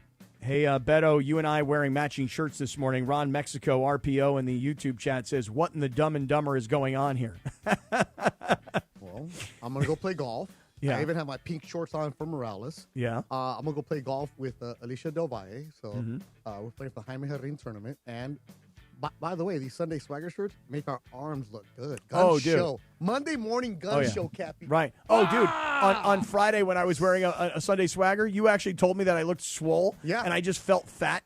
But these Sunday Swagger shirts, guys, honestly, I'm not doing an endorsement for them, but they do. They make your arms look much better than they probably should. All right, speaking of arms, are we going to get into this football talk next? Yeah, let's do it. Okay. Well, next we're going to talk some football. Football. First, do you need more Lakers talk in your life? Well, Ball Nowhere Extreme Mike Trudell is back tonight at 6 p.m. on 710 a.m. and the ESPN LA app.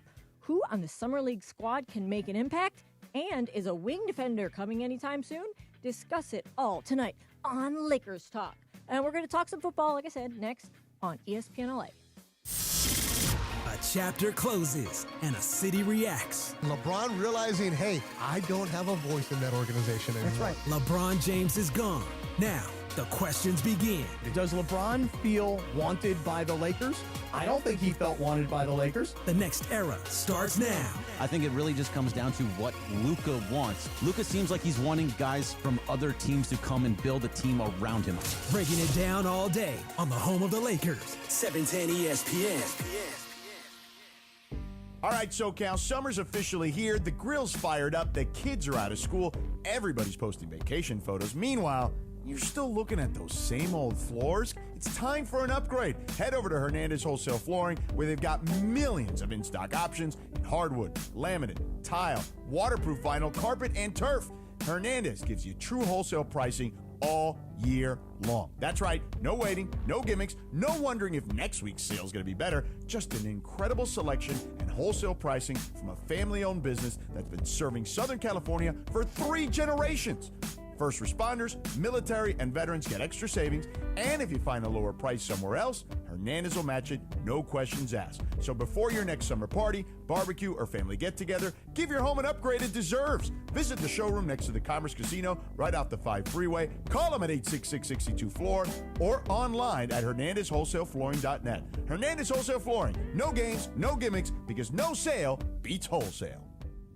Looking for a vodka with standards? Blue Ice delivers. American-made from Idaho potatoes, gluten-free, non-GMO, and only 64 calories an ounce. Enjoy the classic Huckleberry with lemonade or award-winning double espresso. Blue Ice vodka, premium taste, nothing extra.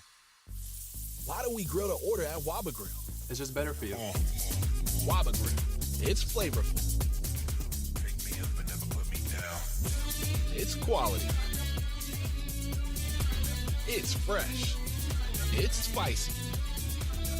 Introducing our new Chili Crisp Dumplings. A spicy twist on a Waba favorite. Bold, crunchy, and tossed in fiery chili crisp. Get yours now, only at Waba Grill. It's for you.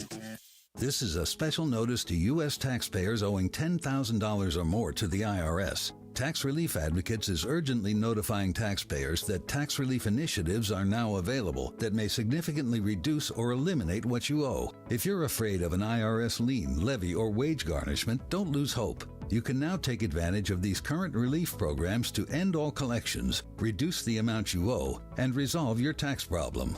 Even if you have years of unfiled tax returns or are already in a payment plan, you may still qualify for significant relief. Struggling taxpayers can now get relief they need during these hard economic times. A hotline has been established by Tax Relief Advocates for you to call and see what you qualify for. They are A+ rated with the BBB and have over 1,000 5-star reviews. Don't wait. Call 800-575-9087. 800-575-9087. That's 800-575-9087 or simply visit TRA.com.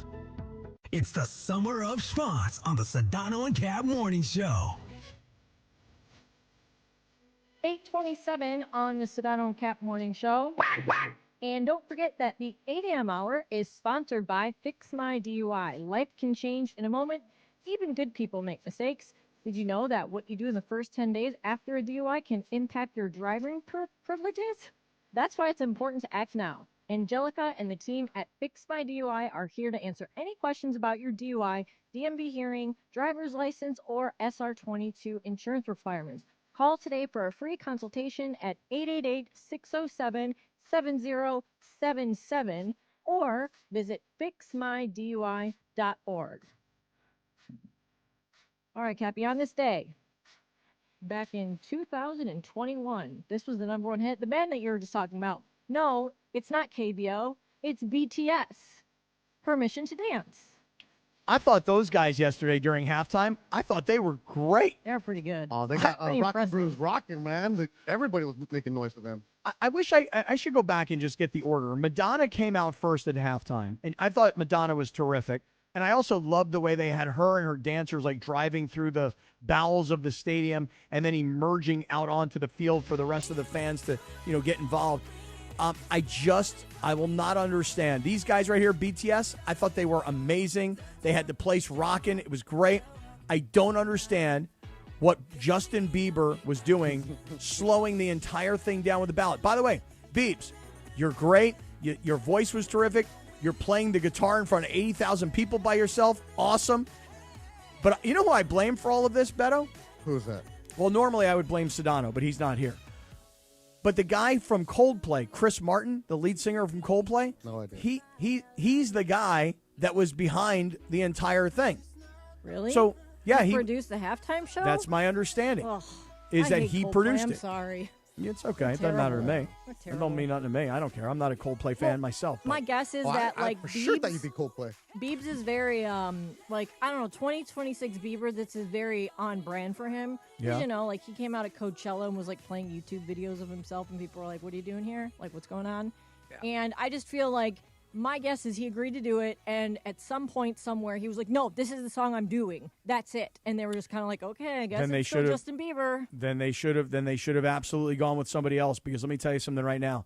That took the energy of everybody celebrating this World Cup and all these days in America and Mexico and Canada, and everybody's having a great time over these last few months or weeks, and now you get to the final and you got Madonna. Like, where'd they find Madonna after all these years? You got the BTS dudes, right? You got right, like Jason Sudeikis is all a part of it. The Muppets are there. I mean, it's cute. It's a great halftime show, and Bieber slowed the whole thing down. And Beto, Chris Martin, I'm not I've never been a big Coldplay fan, but I happened to see Chris Martin at a charity event for about 300 people, if that. So small venue. And I saw him come out and play there, and I became a Chris Martin fan. But I was just like, why would you produce this halftime and have Justin Bieber slow the entire thing down? Terrible. Yeah, the party I went to Saturday night had an 80s band and an R&B band, man. They knew how to put on a party. But right. See, now those people get you up and dancing. Oh, yeah. That's right. That's right. That's the way to do it. By the way, I'll get to football. Where did I lose you on Friday? I think I lost you. I'm not even going to start with you, bro. Oh, you're not? No. But if you want me to get into it. Well, you had two buddies with you. Yeah, Joe Willis and Steezo. Yeah, those are great dudes. Yeah, but Steezo. I'm sure I like Steezo. Oh, Steezo's fun, right? Yeah. I went to kindergarten with him. And wow, that's an old friend. Old friend, day one friend. And then afterwards, we had a good time. They had their sport coats. We were thinking Cappy was going to take us, to like the owner suites or something like that. Yeah. Cappy had a lot of people going on at the track, but we saw the San Diego State basketball team. Yes, we did. And you, what's the kid? LZ is his name. LZ Harrington, who went to St. John Bosco, goes to San Diego State. Shout out to all the Aztecs. So some of the teammates, they went out and they were on the paddock. They were hanging out with some of the owners. I tried to. So there's a lot of security on opening day, and I asked Scott because I want to take Willis and Steezo down low with the horses before the race. And Scott's like, just walk down there, no problem. Tell him you own the number 9 horse. I walked down there, and I was like, yeah, owner with the number 9? Nah. Like, Scott Kaplan said, we're good. Guy goes, nah. Like, Cappy, he's right there. He goes, nah. Like, all right, cool. Let's walk right back over there.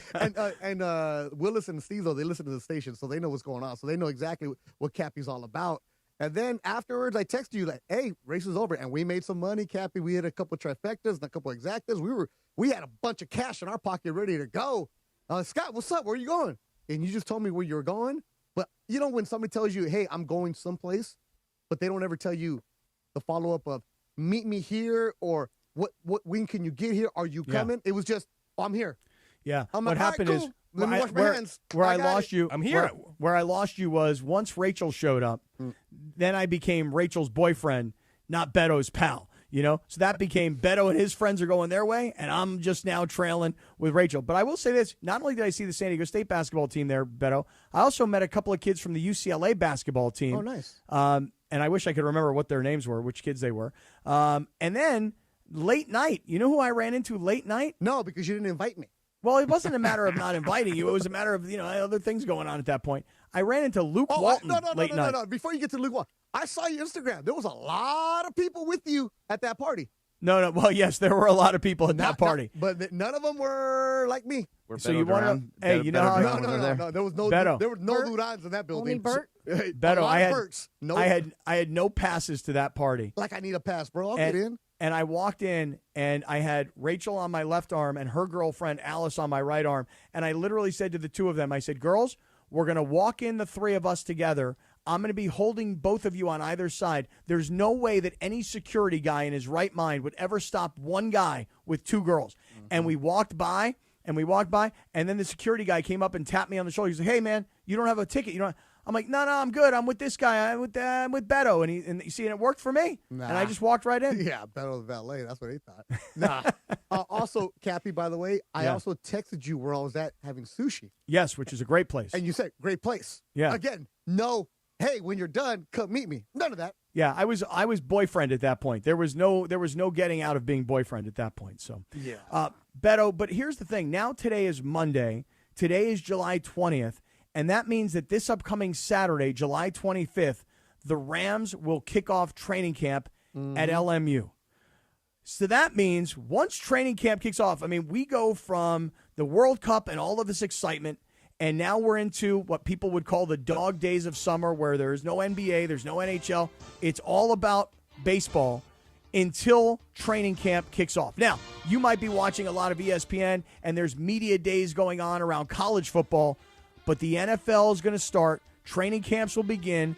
The Rams will get to camp at LMU, and now we're going to get locked in because before you know it, September will be here, and it'll be time for the NFL kickoff. Oh, yeah. So on First Take this morning, they had a previewing the Eagles receivers. Like, okay, this is where we're at right I now. was like, oh, really? That's what we're doing? I was like, yeah, it's football. Not just Eagles. It was the Eagles receiving core. Like, okay, we're doing that. And I saw JB Long's Instagram post that he was at LMU. He's like, it's about that time. It's right around the corner. We're going to be doing shows out there, Cappy. Yes, we are. We actually have a show on Saturday. Is it Saturday or is it Sunday this week, Bergie? It's Sunday this week on the 26th from Yep. 3 to 6. Wait, is that me? No. Okay. No, Oof. that's not you. We'll I put don't it on my think- calendar. Is it? And then the following week is Yeah, Saturday. it's Sunday, me. Yeah. It's you and Geeter? Yeah. Oh, let's go. Oh, Geeter and Beto let's from go. training camp. Oh, yeah. Let's go. And then the following weekend, Saturday, August 1st, another training camp broadcast. And Berg, who's that? Is that me? That's Yes, you. That is you. And who else? Is you and Marcus Grant. Marcus Grant. Okay. How about that? All right. So training camp is here. Yeah. I would say, Beto, going into this training camp, if you remember last year, remember all the talk about Matthew Stafford having back problems, and he's at that time 37 years old, and what's going to happen? And hey, don't worry, Jimmy Garoppolo's here. Jimmy Garoppolo can handle things. And what happened was you really didn't get a lot of Stafford in that training camp. I would still tell you this. Minimal, right? Yeah, He didn't practice at all, did he? I don't. No, you're Right. right. He didn't. Because the times we're out there at camp, remember you were talking with Devontae. You're like, oh, eventually we'll be all right. Eventually we'll get him. Yeah, remember what happened last year at training camp, Berg, when I asked Devontae Adams the question that everybody went- would have asked him, you went and then he got viral. all pissed off at me?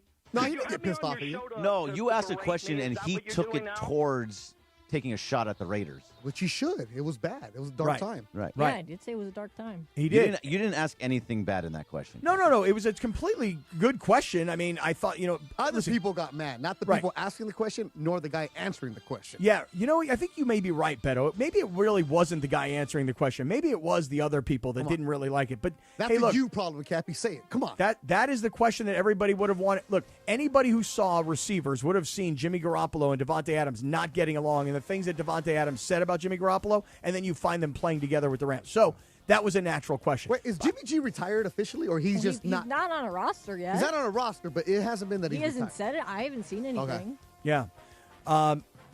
At $10 million a year, do you want that kind of an insurance policy to have a Jimmy Garoppolo? Or this is, I think, one of the question marks going into Rams training camp, because there really aren't position battles per se. But I will say that I think there's one position everybody's going to look at, quarterback, and they're going to say, Stafford's 38, didn't participate in training camp last year. That was fine because you had a veteran like Jimmy Garoppolo. What do you have now in that quarterback room? And you've got a guy in Stetson Bennett that has now been with the Rams for, this is probably year 3-ish, maybe 4. I might be going on 4. There was that one season he didn't. He was not Right, eligible, right? his rookie year he didn't really hang with the Rams. He had some sort of personal stuff that no one ever really discussed. Drafted in 2023. 23, so he missed that full season. 24, He's 25. coming up on his 4th season, yeah. Okay, 4th season. So that's a question mark going into this Rams training camp. Are you good with a 38-year-old quarterback coming off of an MVP season when your backup quarterback is a guy who has not played in Stetson Bennett, although has looked good in the preseason? I'll put that in quotes, in the preseason. And now you have a guy who's a rookie, first-round draft choice out of Alabama, who, by the way, didn't really play very much at Alabama till his senior year and was drafted as a project as your future starting quarterback. That is, I think, one of the bigger questions going into this Rams training camp. What would happen to the Rams if something went wrong with Stafford? Well, that's the big question for every NFL team, right? Like, there's a reason certain teams pay for a quality backup, and Jimmy G wants that money. But I think for the Rams, what they're going to do is, how does our rookie perform in the preseason? And if he's not up to snuff, that's where I think they're going to go get a veteran backup QB, because they're out there, right? They're not going to be in camp and where guys get released, whatever. But they're going and getting the backup QB. You solidify that. The fact that your biggest concern is the backup QB, this is why Hacksaw told you on Friday, man, the Rams are the team. They're the team, Cappy. They are the creme de la creme of the NFL right now.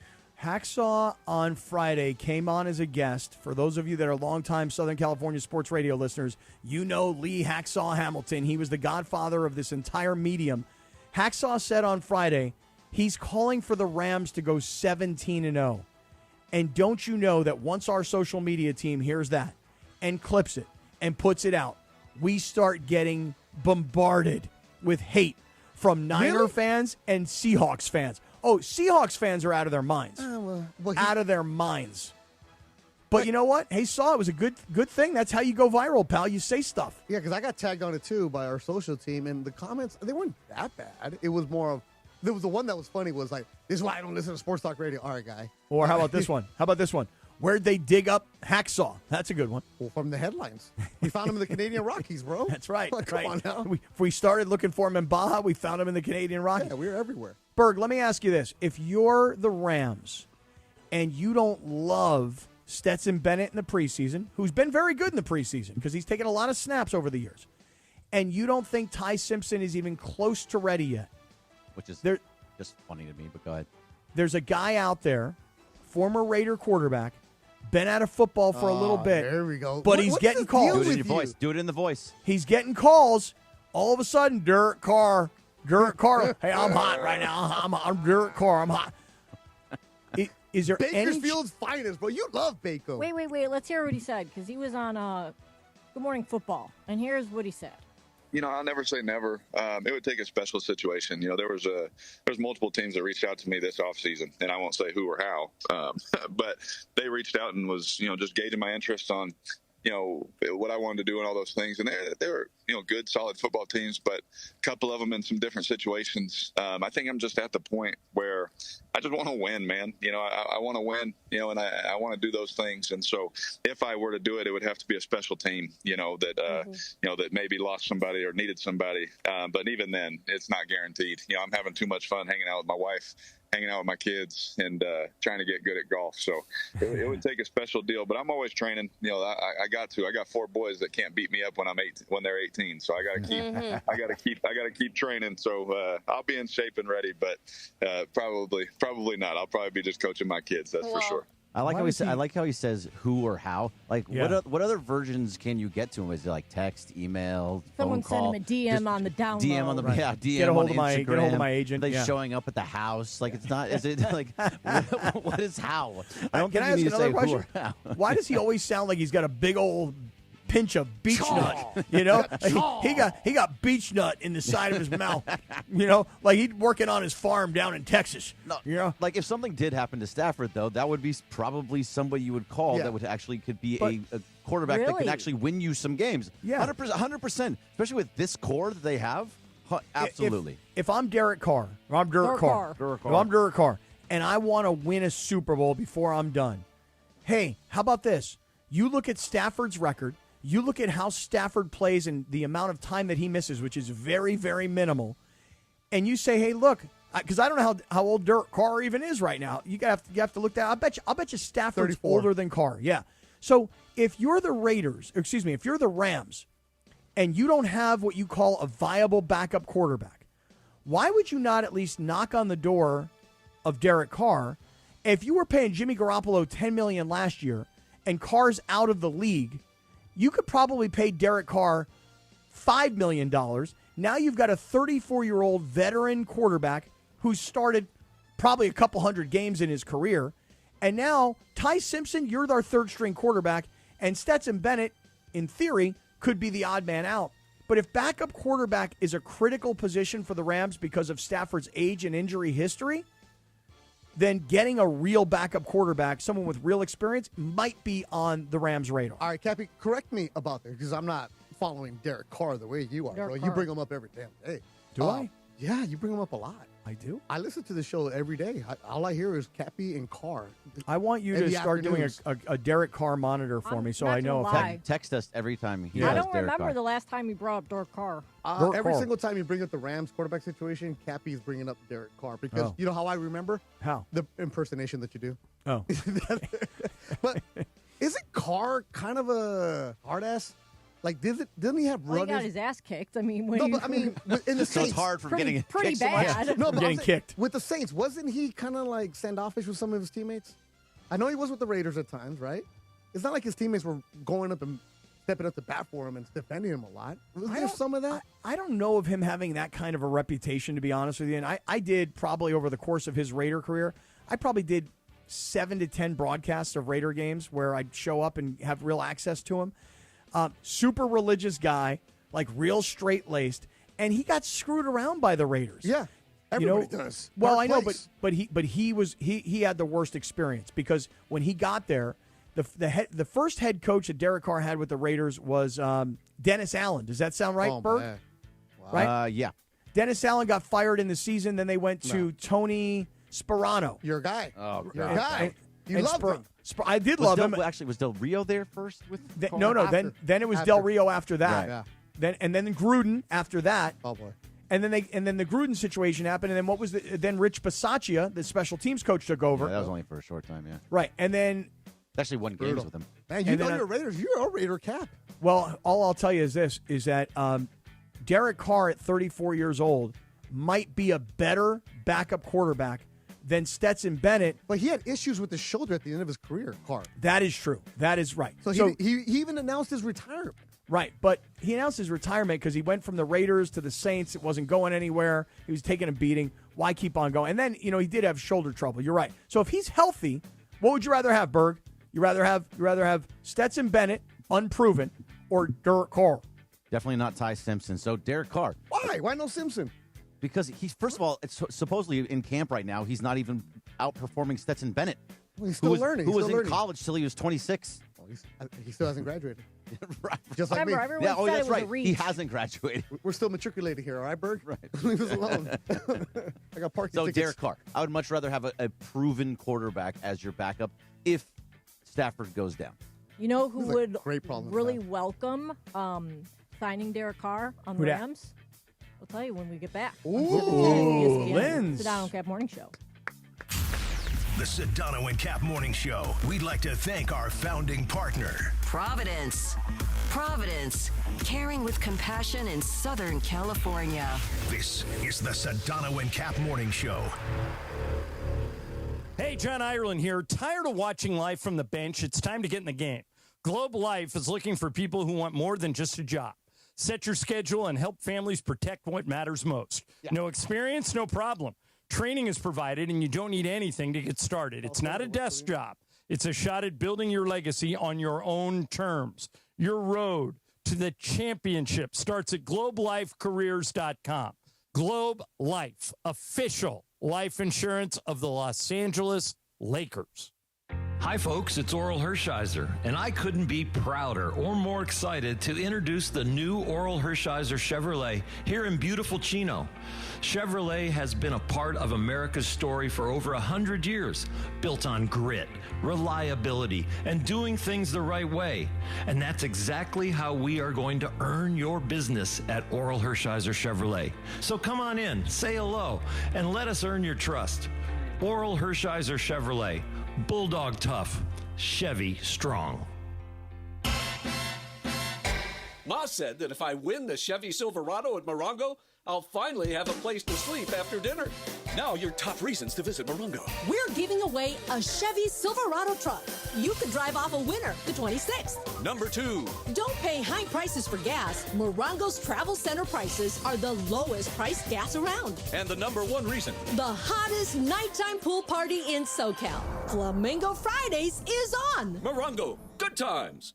Harry Douglas here to help you ignite your taste buds with Firework Freeze 5-hour energy shots. Juicy cherry, citrus lime, and blue raspberry. It's that iconic freezer pop flavor, but with none of that guilty sugar aftermath. The perfect summer kick. It's delicious, portable, zero sugar energy shot bursting with flavor.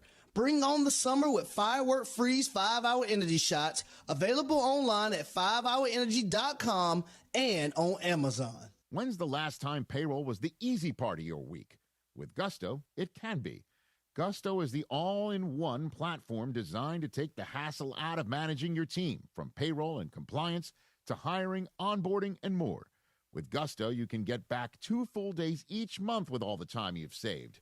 Go to gusto.com today and learn why over 500,000 small businesses choose Gusto. That's GUSTO.com. Gusto.com.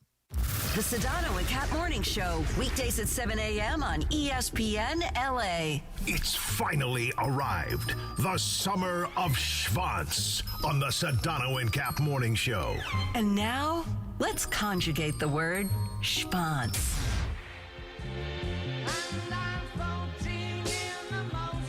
8:50 on the Sedano and Kap Morning Show. And the reason I'm playing this song, Cappy, is because today is Moon Day. It's also Space Exploration Day. Ooh. And on this day, back in 1969, live transmission from the moon, supposedly, was viewed by 720 million people around the world. With the landing of Apollo 11 at 10:56 p.m. Eastern Time, Neil Armstrong and Buzz Aldrin stepped onto the surface of the moon. Allegedly. I didn't know it was so late at night, so everyone just stayed up that late to watch Well, yeah, this? because the people in Hollywood, they wanted to be up late. That's right. Yeah. Well, I mean, for them it was only, 8:56, right? Yeah. Woo! That's great. 7:56. Hey, Lindsay, you mentioned before the break that there's one person on the Rams that would really like to have Derek Carr. Yeah. I'm curious who that is, but the other thing is that, Beto, if you're leaving at 8:55, bye. I have to get to one thing with you before you leave. Hurry so, Linz, what do we got? Devontae Adams, his former teammate, both with the Raiders and in college. Well, that is true. Devontae Adams You think did. they're friends still? Like, they probably got a connection, I bet. Because they had a good connection in Las Vegas. That was the reason he went to Yeah, Las That's Vegas. right. And it's also the reason that he wanted out of there as quickly as he could get out of there. Was that why he said he was in a dark place? Well, yeah, I mean, think about it. He left Green Bay, one of the most, legendary organizations in football, to go play with his best friend who he played with in college, to your point, Berg. And then once the Raiders, the way they all looked at it, wronged Derek Carr. Because remember, Derek Carr got cut in the season. They didn't just bench him, they cut him. And for a guy who had been so good for that organization through a lot of really bad, dark times, Devontae Adams looked at the organization and said, wow, you guys screwed over my best friend. I'm out of here as fast as I can get out of here. So that is a good point. I did not think about that. The Devontae Adams connection to Derek Carr could make him a more viable backup quarterback for the Rams. If Matthew Stafford is hurt and it's not like an extended injury, obviously they would still be in it. And last year everybody thought, okay, Jimmy Garoppolo, he would be able to win you some games. I think they would struggle to win games with either Stetson Bennett or Ty Simpson. Who knows with Ty Simpson, but I don't think that it would make sense to have to go to him as their backup. Like, I don't think they'd want to have to jump to him, I'm hoping Ty comes out and just throws like a monster. Maybe he that will. That way everybody here maybe he will because loves Ty. And we can get into it more once Beto leaves with Berg. But, we have a similar situation in Las Vegas as far as... Yeah, I do want to get to that. The Mendoza-Cousins conversation, there are a lot of former NFL head coaches who've been through this before. Like, do you start a kid immediately let him go through the growing pains? Not there. Well, we'll talk about that coming up in the digital hour. But before we let Beto get out of here today. Hey, Beto. So we started the weekend, you and I. We started the weekend at Del Mar on Friday. Mm-hmm. And on Friday, we were supposed to have a race, but in the oh, look at all that money. Oh, Beto, you guys cleaned up. How much money did you make, Beto? Jeez. $320. Dang. On a $20 bet. Heck, nice really? job. Yeah, we hit a Mighty Kai hit it. Wasn't Cappy's horse? No, he didn't run, but Mighty Kai hit like the fourth race, and then I had the 2 long shots that came with them in the trifecta for $1. And then I had the exacta. Yeah. Good job, Beto. So, Beto, you guys are up there winning money, and we talked about this during the broadcast on Friday. My horse in the 9th race got scratched. Oh, yeah. So And the stuff that Cappy said about his horse off the air, hilarious. what did I say? I don't know. You call him a bunch of names we can't say on the radio. Oh, okay. I was probably more upset with the veterinarian, but you got to be careful with these horses. This You horse gotta- ain't tough. Yeah, you And I got to. think- who said it? You got to I treat these guys with respect. Wasn't it your son who said it? Sent him to the glue factory? No, Oh, no, geez, that no, sounds like God, something no. that Justin would Never say. That was- say something like that. That was your other guy. Your other guy said that. Yeah. So, but Beto, here's what happened. So yesterday, Sweet Timmy from our social team, he and I had been in SeaWorld all day Saturday. He stayed over on Saturday. On Sunday, I said, hey, why don't you bring your wife Lauren up to the track? We'll go to a quick race. So we bounced into the track right after the World Cup game was over. We went to this race, and our horse performed terribly. Finished like 5th of 9, something like that. But later in the card, Beto, the 11th race yesterday, we have a horse called Aw Geez. And here's what happened with Aw Geez in the 11th race yesterday at Del Mar. And well off the rail here is Charge for Gold in control with Calm Sea clearly second, but 6 lengths behind. Ah, Geez is now getting going, and Ah, Geez about to grab second. 4 lengths off the lead. They're cutting into that margin now. Ah, Geez is on the charge as they come to the top of the stretch. Ah, Geez right on by. Taking over. Geometry is moving up on the outside. Calm Sea is down toward the rail. That's all for front-running Charge for Gold. As they arrive into the final 16th, it is Ah, Geez. And Amicio Jaramillo. Enter the Dragon gets second late. Ah, Geez to win over Enter the Dragon. Zalamo came on late after that, and then came Geometry, followed by Calm Sea and Goldfoot. There you have it, Beto. Baby, chicken dinner. Beto, we started the weekend with a scratch. We ended the weekend with a win. We got video on YouTube of our suite where everybody's going crazy. Oh, that's the way you start and finish a weekend. Man, what an awesome weekend we just had, and we've got the digital hour on the way. What's going to happen with the Raiders quarterback situation? We'll start there coming up. I know Bergie's going to have a strong opinion about that, so stay tuned, everybody. We got a lot to get to in the digital hour.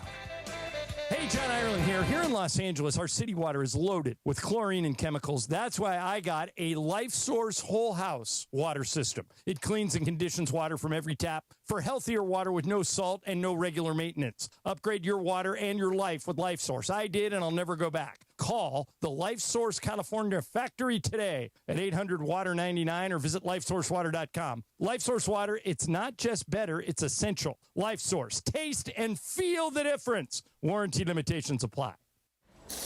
Today, we tip our wrench to Rock Auto customer Dylan. I actually used to manage a parts department for a car dealership, and we would get stuff from Rock Auto if I couldn't get it from my dealership suppliers. You pick the year, you go through all the drop-down menus, and it just makes it really easy to navigate and see what you want. Like a wheel bearing, for instance, for a Corvair that I have. Rock Auto's catalog made it really easy to find that specific one that I was looking for. All the parts your car will ever need, Rock Auto.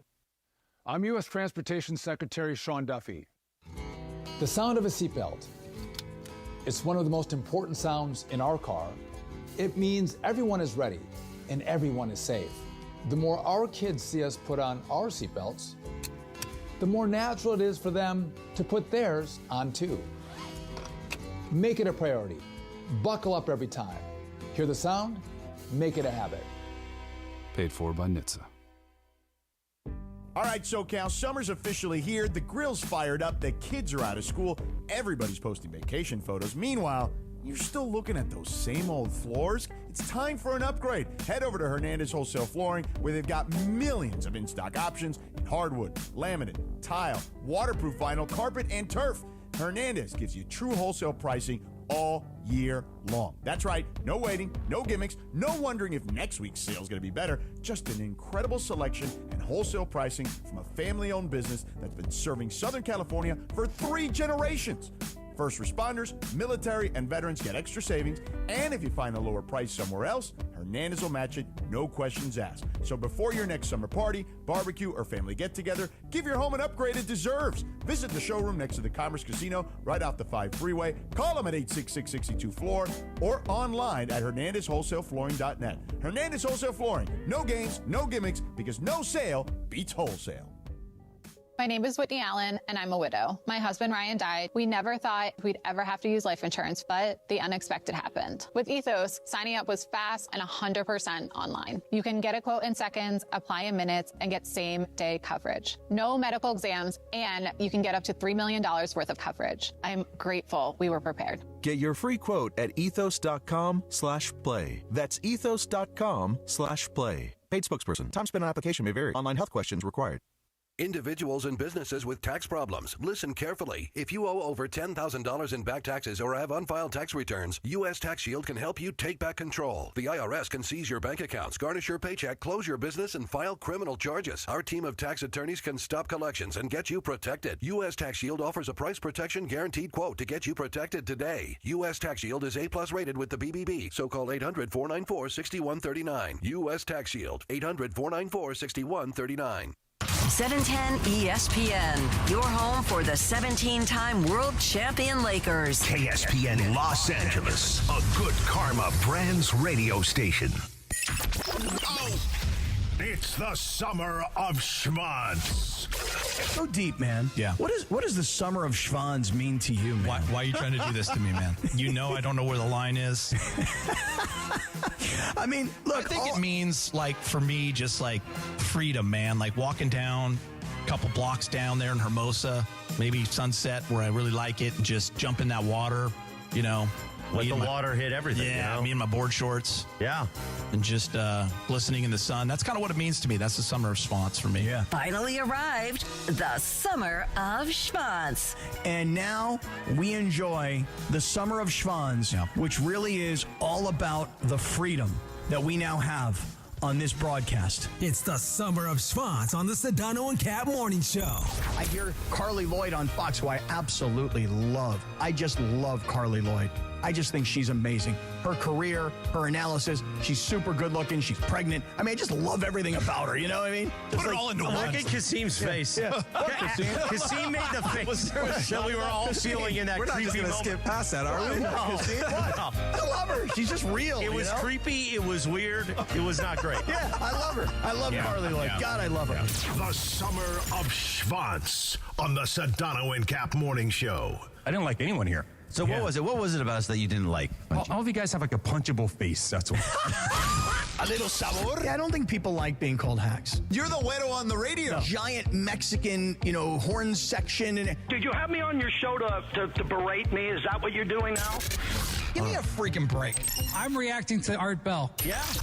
Midnight in the desert. I'm Art Bell.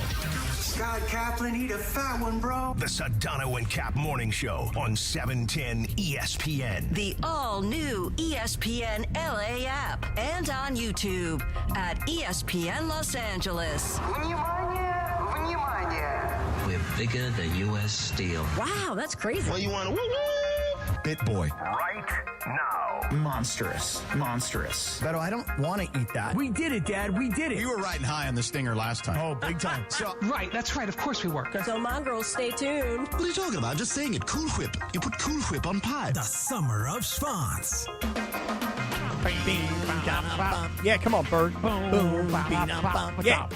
9:02 and 30 seconds. It's the Sedano Kap Morning Show with no Sedano and no Beto either. He is left for a charity golf outing. So it's me, Bird, Kasim, and Cappy. Hey, this is good. This is the summer of schwanz, and Sedano's out doing his thing. I've been watching his social media. He's been doing baseball games, Chicago, Milwaukee, whatever. Morales is out today. Beto is in for 2 hours. He's gone for an hour. And now, in the summer of schwanz, where you have total freedom, me, Bergie, Lindsay, Kasim, Carlo in the back. And we got total freedom here now in this digital hour. Cappy, look, come on, let's just have a little bit of fun here now, huh? Right on, man. Right on. Hey, Cappy, before we get to the football stuff. Yo. Hold on. Pat Beverly tweeted earlier today that rumor has it Brown makes his decision today. I don't believe anything Pat Beverly says about anything either. in the history of words. Of anything? But do you think now that the World Cup's history over, of words? Yeah, you're right. That's where I wanted to go. In freedom, the history of Cappy, language. freedom. Right. Do you think now that the World Cup's over, like now the table is clear for LeBron to announce his decision, or do you not care? Oh, no, I care. I do think that LeBron, and by the way, I think this would be a very smart move. I think you do wait until here's an example. Let me just give you an example of what I mean.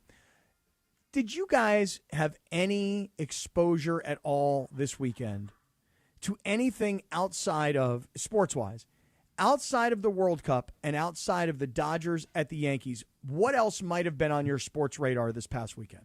The Open? I didn't watch the British Open. No. I watched a little bit of it. It was on at 2 o'clock in the morning. I'm not watching that. I watched a little bit of it, but I love golf. So I watched an F1 race. Oh, yeah? 7 o'clock in the morning, yeah, on Sunday. I watched some Gardos, too. Oh, yeah? See, this was my point was going to be this. The World Cup was overwhelming, and most people were into the World Cup, and that was the number one sports story because it was the championship weekend. If you're LeBron, you know that everybody's focus is on the World Cup. Why would you take the risk of your announcement not dominating the headlines in competition with the World Cup? Which, by the way, if I were the British Open, I would have looked at the calendar and went, wait a second. So our final is on Sunday and the World Cup is on Sunday and the whole weekend, nobody's going to be paying attention. I didn't watch, and I love golf too. I did not watch 1 second of the British Open. They were going to move it. They were thinking about moving it, Cappy. Okay. They were, because if England would have gone to the final, they would have moved it because nobody would have watched. And then everybody there would have wanted to watch also. So because England didn't go, they didn't move it. I didn't watch 1 second of the British Open. I don't know who won the British Open. And the only thing I do know from the British Open is the Bryson DeChambeau controversy about him moving grass or walking around his ball. And the only reason I know about the Bryson DeChambeau controversy is because Rory McIlroy said what he said, which is he doesn't like Bryson DeChambeau. So if it wasn't for that controversy, I got nothing on the British Open this past weekend. Okay. So with LeBron, you were going to where? Well, this is my point. Okay. So if you're LeBron, right? Thank Sorry. you. You're going where? Bring me home. You paused. Get me home. Right. Get me. Where was I?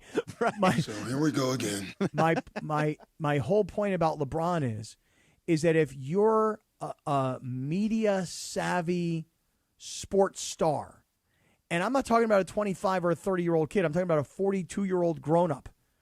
He's not 42 yet. Not quite yet. Oh, in December. His birthday is December 31st, I think. Okay. So Or if you're LeBron and you're 41 And a going half. on 42, 41 and a half. Come on.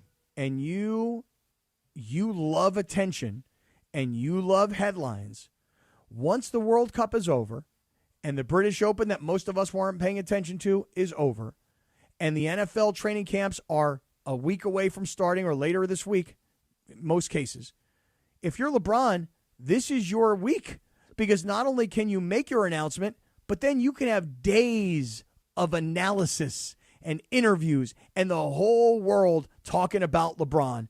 So I don't know if it happens today, but I would think that we're in this period of time where LeBron will want to make his announcement because he can have the headlines to himself. So, I get it with the World Cup and how big it is worldwide and how big it's been here in the United States, but if he feels the way you're talking about, that he is the biggest thing in the world, that he wants the headlines and blah, blah, blah, all that stuff, why not try to take over the World Cup? Why not try to pull the headlines away from something towards you? Good question. Good question. Here's my answer. Don't know if I'm right, but here's my answer. It's the same reason that you don't join the slam dunk contest. There's the risk is too high. Because you might get pushed off to the side. Right. In other words, if you go into the slam dunk contest, I don't mean right now, I mean 15 years ago. If you were LeBron and you went into the slam dunk contest and you didn't win, what's the upside? You know, there's only downside. So if you're LeBron and you say, you know what, I think I'm a big, huge international star, and I'm certainly the number one star in sports here in America, and people in America will care more about where I'm going to play next year than they do about this crazy World Cup nonsense. So you know what? Let's go head-to-head with the World Cup. Let's see how I really stack up. If you win, that's a monster win. But if you lose and you're not the number one story in the world, why did you choose to do that? I think though he could also be like, I don't want to take away from their moment. Let them have their day. Oh, you think he was being selfless? When he has ever been that way? I don't think so. In his history I don't of think words. that he thinks that he's bigger History than of the World words. Cup. I don't think he thinks he's bigger than the World Cup, clearly. I don't know. I think he's bigger. I think he thinks he's bigger than life. So, Well, then and he words. probably would have done Yeah, that. words. Don't forget about words. You got to remember the LeBron, bigger than words. Bigger than No. life. But like, yeah, he's most likely today, tomorrow, something like Tomorrow. that. Yeah, That's what I'm calling. You're Book calling it. tomorrow so you can let people talk about the World Cup final today. Yes. And then he goes tomorrow and does everything. So again, Patrick Beverley most likely being wrong because he's always wrong. But where do you think where he goes is going to be interesting, Cappy, because of where they're stopping everything because of television deals, right? So where's the best place for him for television purposes? Golden State, right? I think so. I'm with Lindsay. Golden State's the best place for television purposes. That's where he not did for the winning, most not for games. finishing his story, for television. Here's what I would say though, and I'm gonna use the words of Sedano. Two things can be true. That he's probably better. Let me rephrase this. The NBA is probably better served if LeBron plays in the Eastern Conference for television. Because remember, if Golden State is hosting the Lakers, that's a great game. But I'm talking a regular season game. And let's say that game is on a Tuesday night at 7 p.m. That's 10 p.m. Eastern time. So how many people on the East Coast are actually going to see that game? That's interesting. So I think if I'm the league, I would prefer him to play in the Eastern Conference so that I can get more eyeballs on. Because if he plays in Cleveland and they play a 7 o'clock game in Cleveland, obviously we know the math, that's 4 o'clock on the West Coast. You're more likely to get people on the West Coast to watch than you are to get people on the East Coast watching in a later window. So the best TV decision, I think, this is just a guess, is the Eastern Conference. But I'm with you guys. The most drama, the most excitement is for him to go play with Golden State and go play with Steph. Yeah, And there's two different places. To me, there's only two places possible. If he wants to win, you want to go to like Philly or Minnesota or something like that. That's where if you want to actually have a chance to win a title. I know you can do that in Cleveland too. But for the most part, it's either Golden State for having fun and being with your buddies and television deals like crazy, but like everybody's going to want to see them play. Or it's Cleveland to just wrap the whole thing up because he has that camera crew following him since he was young, since he got into the league, and that's the end of the story. If you're going to finish off a Hollywood movie, you have to end it in the place that you began and won a championship. No? I agree. I mean, to me, I still think that LeBron. Okay, here, let's everybody make their predictions. You ready? I'll go first. LeBron, decision, Cleveland. I think he goes home. I think he heroically walks back into his hometown. That's where he's from. That's where he's built schools. That's where he's done great philanthropy. That's where he's won a championship. And to wrap up the entire career, it started in Cleveland. I came home and delivered a championship to Cleveland, and I'm going to take one more shot because I'm loyal to where I'm from. I'm coming home to Cleveland. To me, that's the story LeBron will tell the world. So I'll take Cleveland. Berg, what do you say? I'm going Golden State. I think that he wants to just be with his buddies and play golf and just create a super team that's talked about for years and years and years. I like I understand. I lean towards your side for that whole reason, but I think Golden State's going to be where he ends up. I've heard a lot of these NBA analysts talk about Golden State, and they say, hey, look, you know what? If family is still based in L.A. and you play up the coast, it's a 1-hour flight to get back and forth. It's no big deal. You can easily get home, no problem. DJ is probably like 20, 30 minutes. Yeah, you keep your family unit as it is, behind the gates in L.A., and you travel, and you play one last season, and Dad's gone. So there's a lot of people, Bergie, that agree that Golden State is the place. And by the way, I told you guys last week, there's this video that he had on his Instagram where it was Kevin Hart and Draymond Green, and the three of them are all sitting around as if they're in a barber shop, all talking crap to one another about their golf game, And so I can't tell, are the videos with Draymond an indication I'm going to Golden State, or they're just little crumbs to make you think and talk. The compilation he hangs out with videos him all the time, right? But he's got these compilation videos on his Instagram of him winning a championship in Cleveland and him standing on the table and him being, part of that community. And so, Linz, I'm throwing it your way. I've got Cleveland. Bergie's got Golden State. What do you think? I think Golden State because I think that for all the reasons you just mentioned, he wants to stay close to his family. It's a close, private jet ride. Again, that's the only team that I would get angry about as a Cleveland fan, just because I feel like that's like sleeping with the enemy. I mean, we battled with that team for so many years, and some of the pieces of those championship teams that the Cavs had so much adversity with are still there. So I think it would make me mad, but I think that's the most likely. Also, I looked it up, and last year the Lakers, Warriors, and Thunder were tied for the most national TV games. Mm-hmm. So they all had 34 games. So, and then the year before that, the Lakers had 39 and the Warriors had 36. So I don't think that the East Coast, West Coast thing has much to do with the TV thing, because at the end of the day, people are going to watch. Oh, no, the TV networks in the league will put the games on and the teams on that people want to see. The question is, how many people see those later night games on the East Coast? That's all I'm trying to say. I think that if it's the Warriors as is with LeBron, people are tuning in regardless. Like, people are staying up late for that. No, so that's the only thing that I would watch. I would not watch him if he's in Philadelphia, Cleveland, Minnesota, Miami. I'm not going to go out of my way to watch him. Not him with Giannis in Miami? You don't think that's interesting? No, I don't care. Sure? That doesn't. I mean, it'd be fun, sure, but I don't care about that. If I'm going to go out of my way to watch a LeBron James game, it's going to be in Golden State, and that's it. That would be the only reason I would go out of my way. Everything else, I'm just watching the Lakers, and I'm enjoying my time watching the Lakers. But otherwise, I'm going to watch if he's in Golden State. I'm with you 1,000%. Like if LeBron goes back to Cleveland, his first game in Cleveland, I'd probably watch that because I'd want to see the pregame introductions. I'd want to see all the hype around it. Okay, after that, don't care. Yeah, I probably wouldn't really. I'd feel the same way about Philadelphia or Cleveland that I feel about the New York Knicks. Oh, it's Sunday, they're on, I'll watch. But I'm not going out of my way to say, hey, the Knicks are playing Cleveland, LeBron against Jalen Brunson, and to me, it's just another NBA basketball game at that point. Right, totally agree. What do you think?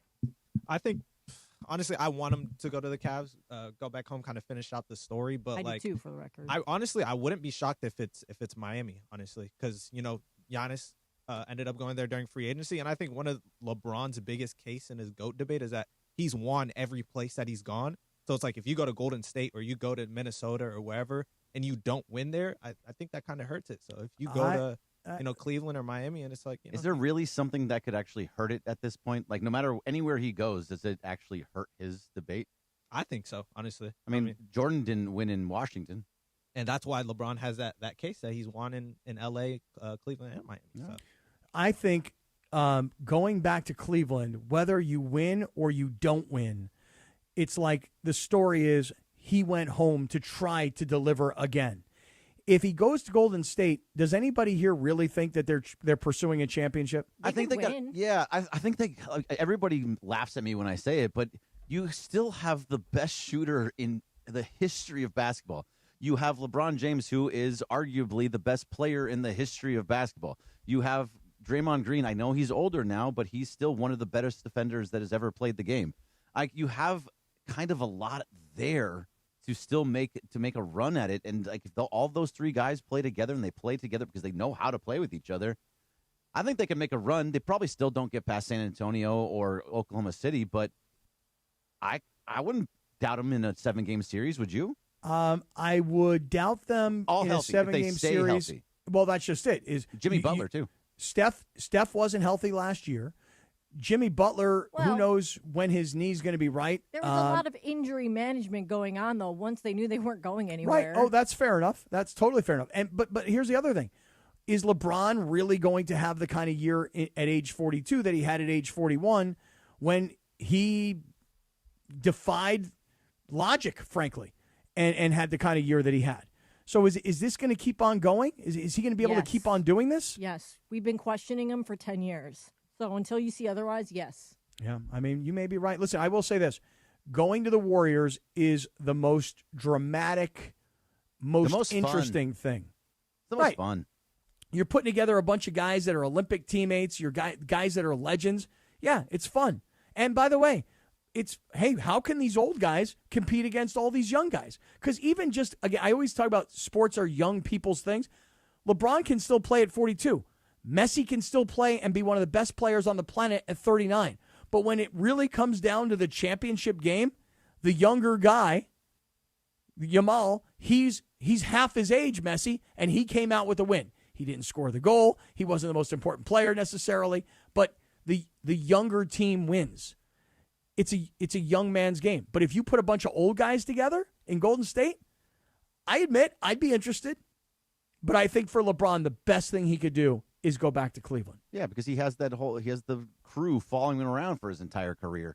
So, like, if this is what he does, right? He wants to have the drama. He wants to have the storyline. He wants to everything he tweets has like a little bit of meaning behind it always as well. Like we have Sedano is the LeBron whisperer just because of these types of things.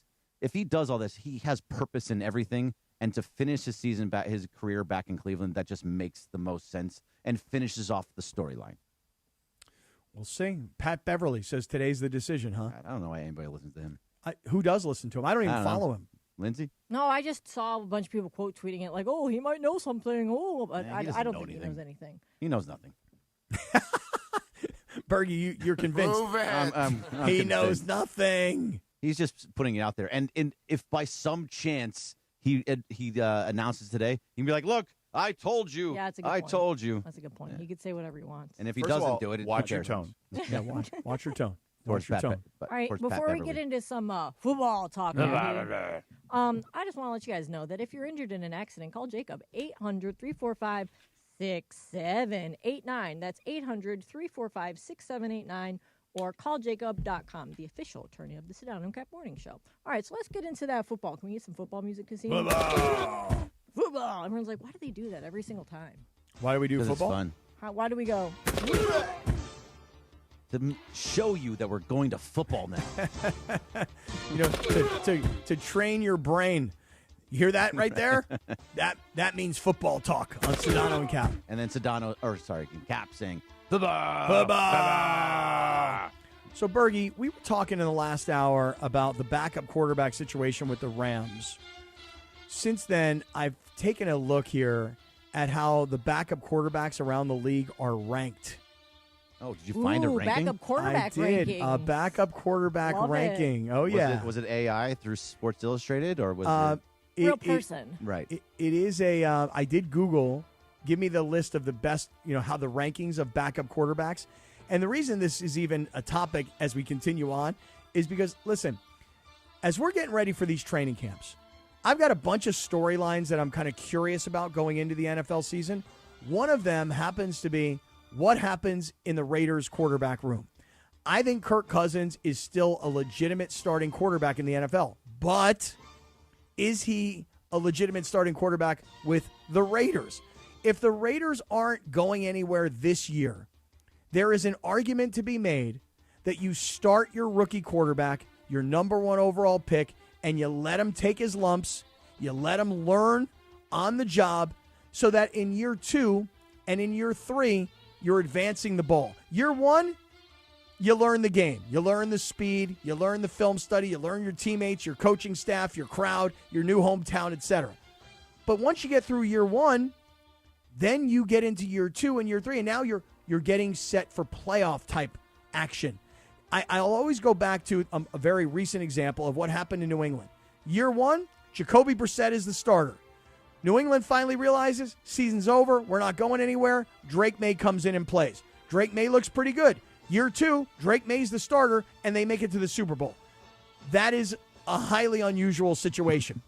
But he got his playing time his rookie year, and he was the starter in year 2.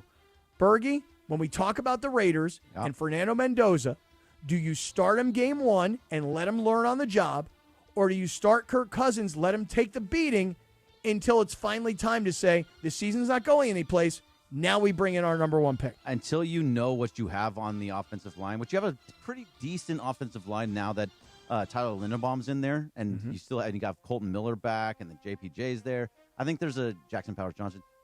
So there's guys that are going to be pretty good on that line, but until you know exactly what you have there, because it hasn't been a good line, Kirk Cousins back there. Let him take that beating. Let them take that early beating so that he doesn't have to. We've seen so many times guys come into the league and they just get killed by bad offensive lines and they don't go anywhere, and it's a problem. Look, Sam Darnold had to go through 4 teams before he could actually be a decent quarterback. And so I don't want that for Fernando Mendoza. So, I would much rather see Kirk Cousins go in there just hope that he wins a couple of games out of it, and not to. I like the Drake May route, Jacoby Brissett to Drake May. Just go Kirk Cousins to Fernando Mendoza. That makes the most sense to me. Cappy, I'm going to make a counterpoint here. Okay. Ooh, I like it. So we've been talking about this in our show prep stuff, but have not gotten to it yet. Yep. About a week and a half ago, former Super Bowl winning head coach Doug Peterson gave his thoughts on this on CBS Sports, and here's what he had to say about it. Let's get this guy out there week 1. Let's start having our growing pains week 1. Let's not prolong it into October or November or later in the season when maybe the season's over. Let's get him out there now. Let's get him working with the guys that he's going to be working with, right? Making the calls at the offensive line, getting Ashton Genty the ball. I think Clint Kubiak's system is going to allow for that, with the play action pass, the run game, all these things that helped Seattle win a championship last year. But let's get Fernando on the field. I think it's very beneficial. So he made a point as that clip went on to say that just like the Eagles did with Carson Wentz, and then just like when Sean McDermott called him and said, hey, what do you think when they drafted Josh Allen? What did you think about starting a rookie quarterback? And he told him, start him. Go with the guy. If you think he's the guy, what he said was, if you think he's your guy, then just start him now. Get the lumps out of the way. Well, if you're Clint Kubiak and you look at Fernando Mendoza, it's not about thinking he's your guy. It's about drafting him to be your guy. You're the number 1 overall pick. You're a national champion. You're a Heisman Trophy winner. You're a very mature young guy. Fernando Mendoza is the future of the Raiders. Do you want to give Kirk Cousins the start and let Mendoza sit, watch, learn from a veteran who, by the way, Kirk Cousins, you could not ask for a better mentor to Fernando Mendoza. Right, they're the same guy. They're the same guy. They really are. I mean, if you ever watch that show Quarterback on Netflix, Kirk Cousins is as sweet and as likable and as family and as religious and as grounded of a guy you're going to find in the NFL. And he shops at Kohl's. Okay. Just saying, he's a Kohl's spokesperson. By the way, have you watched the new season of Quarterbacks yet? I haven't seen it yet. I've seen a lot of there's a lot of Baker Mayfield. I know he's one of the guys featured, but this is very there's a lot of Cleveland connections in this between Baker and Flacco. Just what we want. So I can't wait. We need more. We need gotta more have Cleveland more connections. You don't have That's to. all. You don't have to watch it, but I know I'm going to. I mean, Cap, you were pushing this on us last year and the year before, saying how great it is. I love quarterbacks. I love receivers. I love all these sorts of behind the scenes. Get to travel with these guys. Get to be in their homes. Get to see how they work. I love all these kinds of documentary series about football players. Who are the quarterbacks in this year's episodes? Do you know? Do you know who's the featured guys are? You said Baker Baker's Mayfield, one. Joe Flacco, Cam Ward, and I'm forgetting the last one. Okay, so you got Baker Mayfield, who's in the middle of his career, and he's had some hard times. He's had some good times. So he's an interesting character. Yeah, interesting guy. Yeah, I can see that one. Flacco is a guy who's at the end of his career, whose career was almost over. It was revived, and now he's going to be a backup quarterback to an up-and-coming star, obviously, in Joe Burrow. And I think Burrow's an established star, but obviously he's always dealing with injuries. And then you mentioned Cam Ward, so now you have the young kid who's only going into year 2, who was a first overall pick. So Jaden Daniels is the other one. Oh, and Jaden Daniels. So that'll now be interesting. Now he's interesting, too, because he's a guy who was a first-round pick, took the league by storm, made it to the NFC Championship game his first year. Now he has a new offensive coordinator, and he's coming off of a pretty serious injury. So that's interesting. I like that. They always do a really good job of picking a good mix of guys as far as what point they are at in their careers. So as we talk about these quarterbacks and camps getting ready to open, this all started with the Rams, and the Rams don't have Jimmy Garoppolo anymore. Now they've got Stetson Bennett, who's a player who's never really played in the regular season, who's played well in the preseason. You've got Kid and Ty Simpson, who you drafted in the first round as your future, and you don't really have a veteran backup quarterback. So, Bergie, here's a list I found. This is from Sports Illustrated. I said, give me a list of rankings of backup quarterbacks in the NFL. Have you looked this list up, or do you not know I this? have not looked the list up because I know all the backup quarterbacks. Yeah, of course. Is, Hey, is you Davis better get on Mills that in there? now. You better get on it now, Greg. Start studying. When's Davis Mills on the list? Yeah, and who does he play? Just for? one more thing. Here's how Sports Illustrated ranked. It is Sports Illustrated. It's AI. It is. It is. So we don't. Greg. So we don't know for sure. Number 1 backup quarterback in the NFL. You just mentioned his name. You said he's on the show quarterback. Joe Flacco. He's now the backup in Cincinnati. Wait, he's Joe the Flacco. number 1 backup, though? Well, wait Yeah, to until Joe I give you the Burrow. rest. Wait until I give you the rest, and then you'll see where he ranks. Joe Flacco, number 1. San Francisco, Mac Jones, who played a lot last Played year when really Brock Purdy well was hurt. last year. Yeah. Mac Jones, number 2. Number 3, this is where I think people will start making, comments and questions. Tua in Atlanta. So from Miami to Atlanta. Oh, this is definitely AI. And likely going to start the season because Michael Penix's knee is still not right. Now, he's practiced in the offseason, but according to the reports, his knee isn't going to be right until maybe 6 or 8 weeks into the season. So Tua will get the start, or expected to get the start early here. I mean, we're starting to fall off here pretty quick. Tua, But wait, I but- never believed in Tua. But wait, but the list gets more interesting. At number 4, he's the backup of the New York Giants and clearly headed towards a big-time career in television. Jameis Winston is coming up at number 4. He's number 4. I mean, I love Jameis, but if you're the number 4 backup quarterback, these backup quarterbacks are no good. I guess this is much worse than I thought it was going to be. Well, wait, here's where it gets even worse because, Bergie, this one's coming right at you.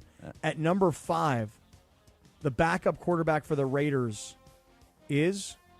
Aiden O'Connell? Which way are they going with? Yeah, what are they what's going going? on Are they here? going Mendoza? Are they going Yes, Cousins?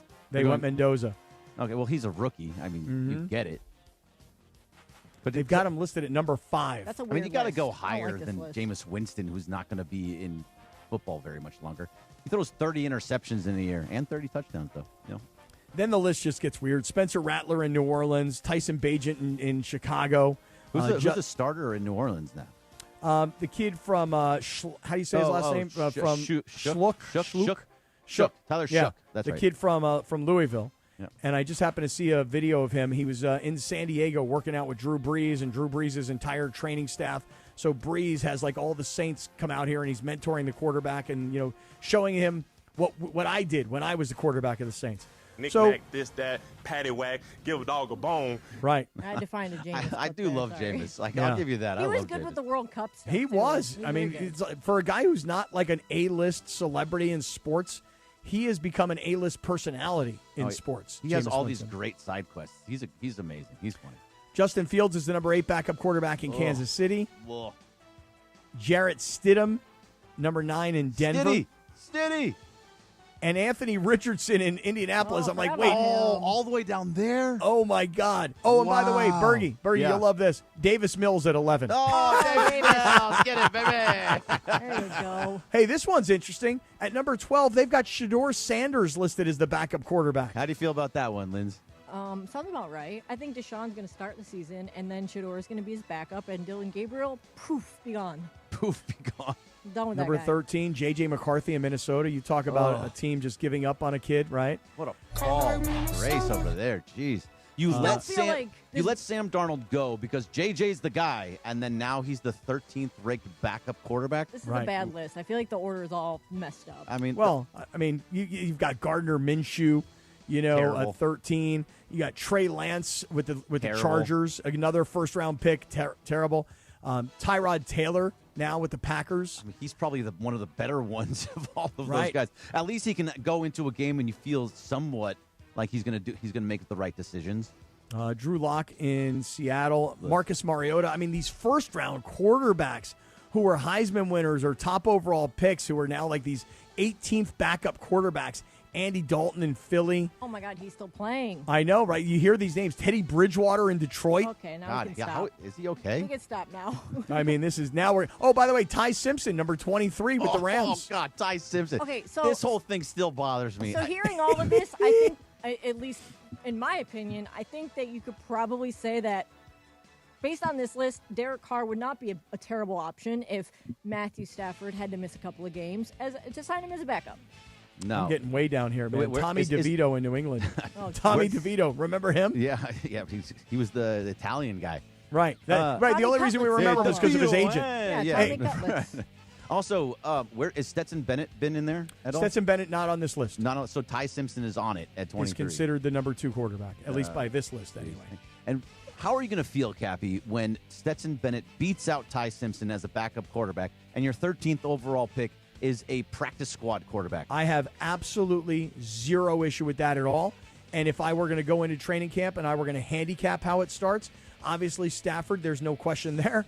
But I would say that Stetson Bennett, if they don't sign a veteran quarterback, if the Rams don't go out and get a Derek Carr type of a guy, and I don't know who else is a Derek Carr type of a guy. Like, I don't know who else is out there and available. Where is the next Joe Flacco coming from? I don't know that person is out there. But if you're the Rams and you decide that Stetson Bennett is your backup quarterback, then I put my trust into that general manager, that head coach, that organization. And listen, Stetson Bennett has been with the Rams, knows this team, knows this system. So I would have zero issue if Stetson Bennett is your backup. And for me, Ty Simpson is your project. He is not your backup now. He's not a guy you're expecting to play this year. He is your project for the future. Yeah, he may be the project of the future, but he may not even play on his rookie contract. Because Matthew Stafford stays as long as he wants to, right? And if you do have to restructure some things to bring in Aaron Donald, you're going to have to restructure possibly Matthew Stafford's contract, where you give him a second or third year. And if that happens, then you're pushing Ty Simpson's timeline back even further. And the whole point of getting a quarterback in the first round is to play them on their rookie contract. And he's not. And the other part of it, Cappy, real fast, Xavier Smith is still, as far as I'm aware, is still your punt and kick returner. So that dude was a mess in the playoffs last year. Can you go with that guy again? Why not get the wide receiver that can go back there and play that? And maybe they have that player. Maybe it was a kid like they drafted last year in the late round, Mumfield. Maybe it's a kid they drafted out of Miami this year, the wide receiver that they seem to have liked in the offseason conditioning program. Maybe they find another kick returner. Seems like a waste of a pick. Listen, all I'll say is this, that when you look at certain quarterbacks in this league that have waited their time, Jordan Love is an example. Phillip Rivers is an example. Even Patrick Mahomes. Oh, Phillip Rivers waited for 2 seasons behind Drew Brees. Oh, so he was there behind Drew Brees. Oh, yeah. They drafted him in the first round, and Drew Brees kept him off. And Drew Brees was a starting quarterback for at least, I want to say at least 2 years until Brees hurt his shoulder. Yeah. And then Brees was shipped off, and Rivers became the starter. But seriously, there are fine examples all over the league of guys that were first-round draft choices that waited their time, and then the quarterback that was in front of them, like Aaron Rodgers in Green Bay, it was time for him to move on. It was time to hand things off to Jordan Love. And because he had that buffer of time, he was prepared to play, not forced into playing, like Fernando Mendoza might be. There's also a bunch of people in this league. We just read off a ton of names that were first-round draft picks as a quarterback, and they're now backup quarterbacks, and we're laughing at them. Yeah, I mean... remember Achilles Smith? Achilles Smith was a guy who... Yeah, first-round draft pick. Pick, I think he's like in the number 6, I think, to like the Bengals. Disaster. Yeah. Disaster. Josh Rosen was, I think, 11, and he was a disaster. Hey, look, I had Marcus Mariota's name on that list. Right. Marcus Mariota was a Heisman Trophy winner. He was, as I recall, a first overall pick. Somebody would have to fact-check me on that.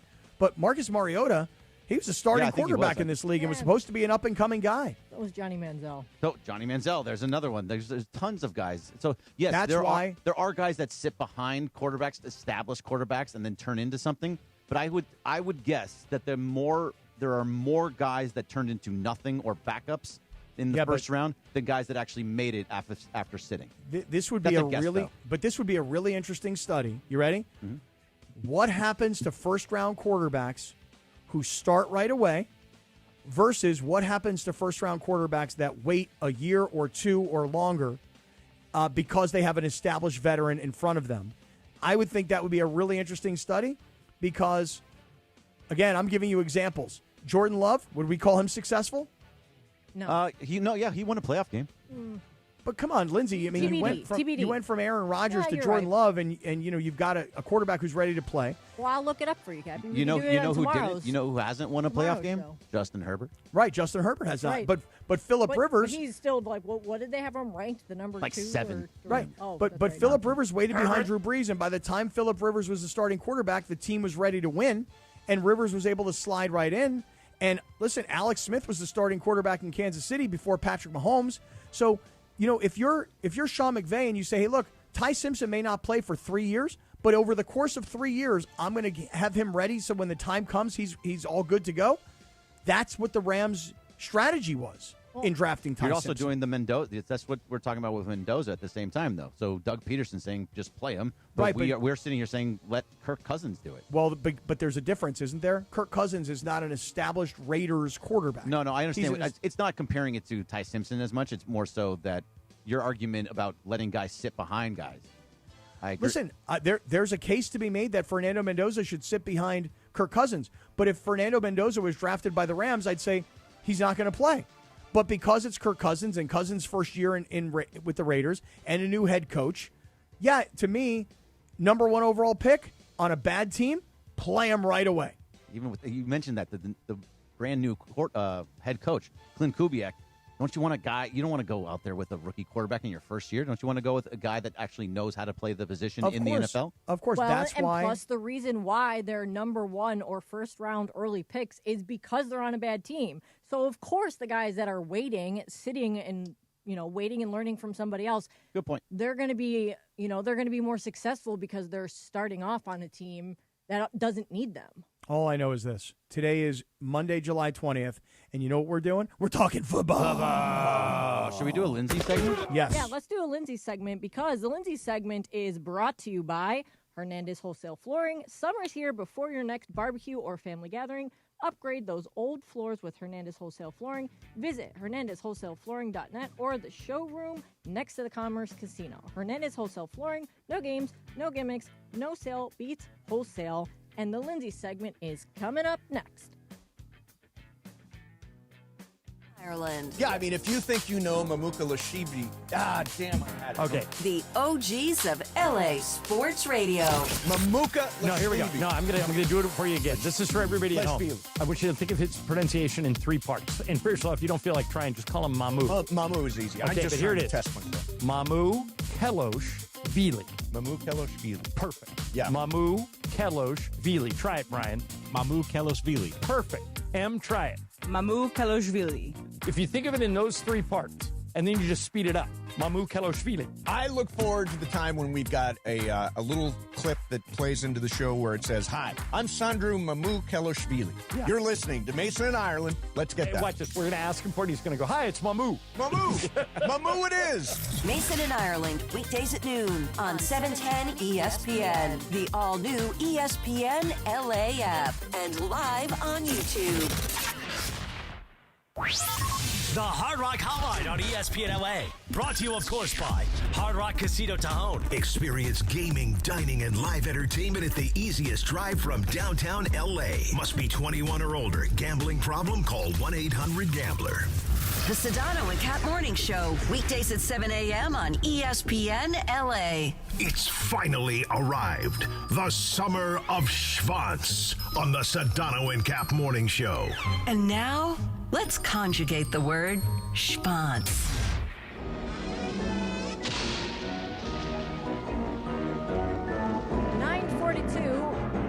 On the Sedano and Kap Morning Show, and it's time for the Lindsay segment. I feel weird introducing my own segment, but Okay, let's have somebody else introduce it. no, it's fine. I've already started. As you know, the Lindsay segment is brought to you by Hernandez Wholesale Flooring. Summer's here. Before your next barbecue or family gathering, upgrade those old floors with Hernandez Wholesale Flooring. Visit HernandezWholesaleFlooring.net or the showroom next to the Commerce Casino. Hernandez Wholesale Flooring. No games, no gimmicks, no sale beats wholesale. Sucker. And we like to play a TV theme, and this is Tales from the Crypt, because this show came to an end on this day in 1996, and I just want to say I missed this show. At any time they wanted to do a reboot, I feel like they could totally do it. Banger of a show, would you guys agree? It was a great show back in the day. I'm sure Kasim has no idea what Tales from the Crypt is. Yeah, I have no idea. Oh man, a good show. No, it was a great show. Was that the one that was on Nickelodeon, right? It might have been No, it on. was on no. HBO. Oh no. You're right. It was Started on- Goosebumps yeah. was on. Yeah. Okay. Tales from the Crypt started on HBO, and then they did reruns on. It might have been TNT. Anyway, great show. The Crypt Keeper. He was just so scary like a looking. skeleton guy. Yeah. Right. There's this girl I went to high school with that looked like the Crypt Keeper. Oh, really? Yes. Her Was name that the woman you fought? No, Was no, that no. a compliment? She was my friend. Oh, she was your friend. Yes, but she looked like the Crypt Keeper. Her name was Melissa. I will not say her last name, though. That would be very mean of me. All right, so time for the Lindsay segment, and I found this one very interesting. A random Christmas gift exchange unraveled a 38-year-old mystery for one family because a man took an at-home DNA test that he just kind of picked on a whim, and the results revealed that he and another man were switched at birth as the only two babies born that day at a North Dakota hospital back in 1988. So, like I said, I guess the other person found out or entered his DNA into this database because it was a Christmas gift, and both families are now suing the hospital, saying that they were robbed of the lives that they were supposed to lead. The hospital doesn't dispute that the babies were switched, but they said there's no evidence that its staff was responsible, and one of the men still has the hospital bracelet with the wrong name on it. Have you guys ever taken an at-home DNA test? Yes, no, and if so, do you know anyone who has turned up any surprises? So a couple of years ago, Rachel got me for Christmas one of those. Is it 23andMe? Yep. 23andMe. You know what it's called? Yeah, that's one of them. And it's one of those things that when she got it for me and I opened it, I was like, oh my God, that's so cool. I've always wanted to do this. And then, of course, never did it. You didn't want to send your DNA out to a company in like Europe? It didn't even occur to me, to be honest with you. Like the thought of I'm taking my DNA, I'm giving it to this company, they're going to know things about me, they're going to find things. That never even occurred to me. It was just one of those things where, like, have you ever received a gift and then it sits in a box and you never open it up? Here's an example. For Rachel's birthday recently, I gave her she doesn't sleep great. So I gave her one of those like machines that lights up in your room different colors. It also plays different sounds. Well, this thing has been sitting in a box for a month in the kitchen. Like, it hasn't even made it to the bedroom yet. I guess it wasn't such a great gift after all, was it? What do you need all the lights for in your bedroom, Cappy? Well, I mean, there's this one red light makes things hot, dude. It's really awesome. Anyway. You ask, I tell, Of course. I mean, that's really why I got it. That's the reason. Forget about the sound of the ocean to help her sleep. I wanted the red light, Jack. You don't need the blue and the whites and the greens. So she gave me this 23andMe, and I never used it. I never opened it up. I never did whatever you do for the DNA test. She regifted it, by the way. She gave it to her mother.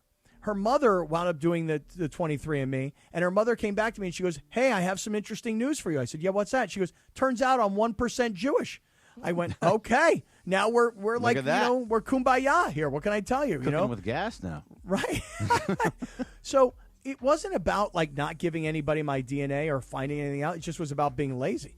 But this notion of finding out that you've been living the wrong life your whole life. Does that mean that this kid, no, I've never done it, but I think the story itself is interesting. Like, does that mean that one of each kid has the wrong name, so they've been going by the wrong name for their entire lives? Literally the wrong person altogether. Living different lives. Like, did one live a rich life and one live a poor life? And like, they're in North Dakota. I don't know what constitutes being rich and poor in the North fact Dakota. that they're 38, I can understand them suing the hospital, and like, good for you. And I feel like the hospital should probably pay them some type of settlement because they say there's no evidence that the staff was responsible. Like, yes, it was. Not be responsible? Whose fault could it be? It's not like the woman babies. who just gave birth, like, switched the babies herself. Yeah, when the baby is born, and after you've done all the stuff, you cut the cord, you play with the placenta a little bit, and you talk to the doc, and the mom holds the baby, and then they take the baby, and they put the baby somewhere else, I think, and I don't know if this is like 100% customary. I mean, I think that's what they did with my 4 kids is eventually they held the baby. Okay, we're going to go take the baby. We're going to put the baby under like a heat lamp and keep the baby warm or whatever it is. When they come back in with the baby, you've only seen the baby for a couple of minutes. You don't know the difference between baby 1 and baby 2. Yeah, they look the kinda same. Look the same, yeah. Yeah. So I think it's crazy, though. It's crazy, but like at this point, like I don't know, I would obviously want to meet my birth family, you know, like my genetic family, but it would also leave me very conflicted because you're 38, you've lived your life this long, like thinking that that's your family and you've built this whole life, and it's just like, I don't know, it would be very weird to then just be like, oh, sorry, that's not actually your family. So it would be very weird. Well, then you'd go see your real family and be like, I look exactly like you. Like, we look exactly the same. Well, yeah, but this other baby probably looks nothing like their family. What if they're like, I don't know, it's just, it could uncover a whole box of worms, you know, whatever the phrase is. So I can of worms? Yes, a can of worms. Pandora's box / box of worms. I mixed my I would metaphors. Need so much therapy after all that. Right. That would no be doubt. crazy. Yeah.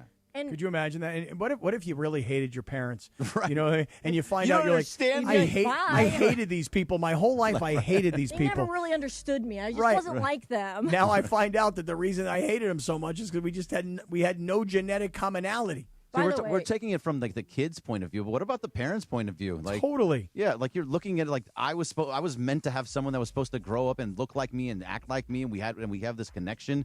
And I've never connected to this baby. Well, or I'm a going to person follow. that's 38. They're not babies anymore. I'm going to follow this story. Maybe we should have the guy on the show as a guest Have an during the update. Summer of Schwans, you know? Yeah. But really quick, I wanted to mention, as somebody who follows a lot of true crime, obviously, do you know how many serial killers that they've caught, or just killers or murders or like unsolved cases that they've ended up solving because of this, you know, these DNA databases? Because I know that 23andMe, and I think there's a couple other ones that have like gone out of business, or they've sold the data to other companies because, you know, it just they weren't making money anymore, or venture capitalist groups like bought them over, whatever. But there's laws, I think it's a federal law, but it's definitely a law in certain states that police agencies, like law enforcement, is allowed to access these databases to help them solve cases. And so, like, that's how the Golden State killer was found, was through something like this, where that's how they were able to find him, because they tested old DNA,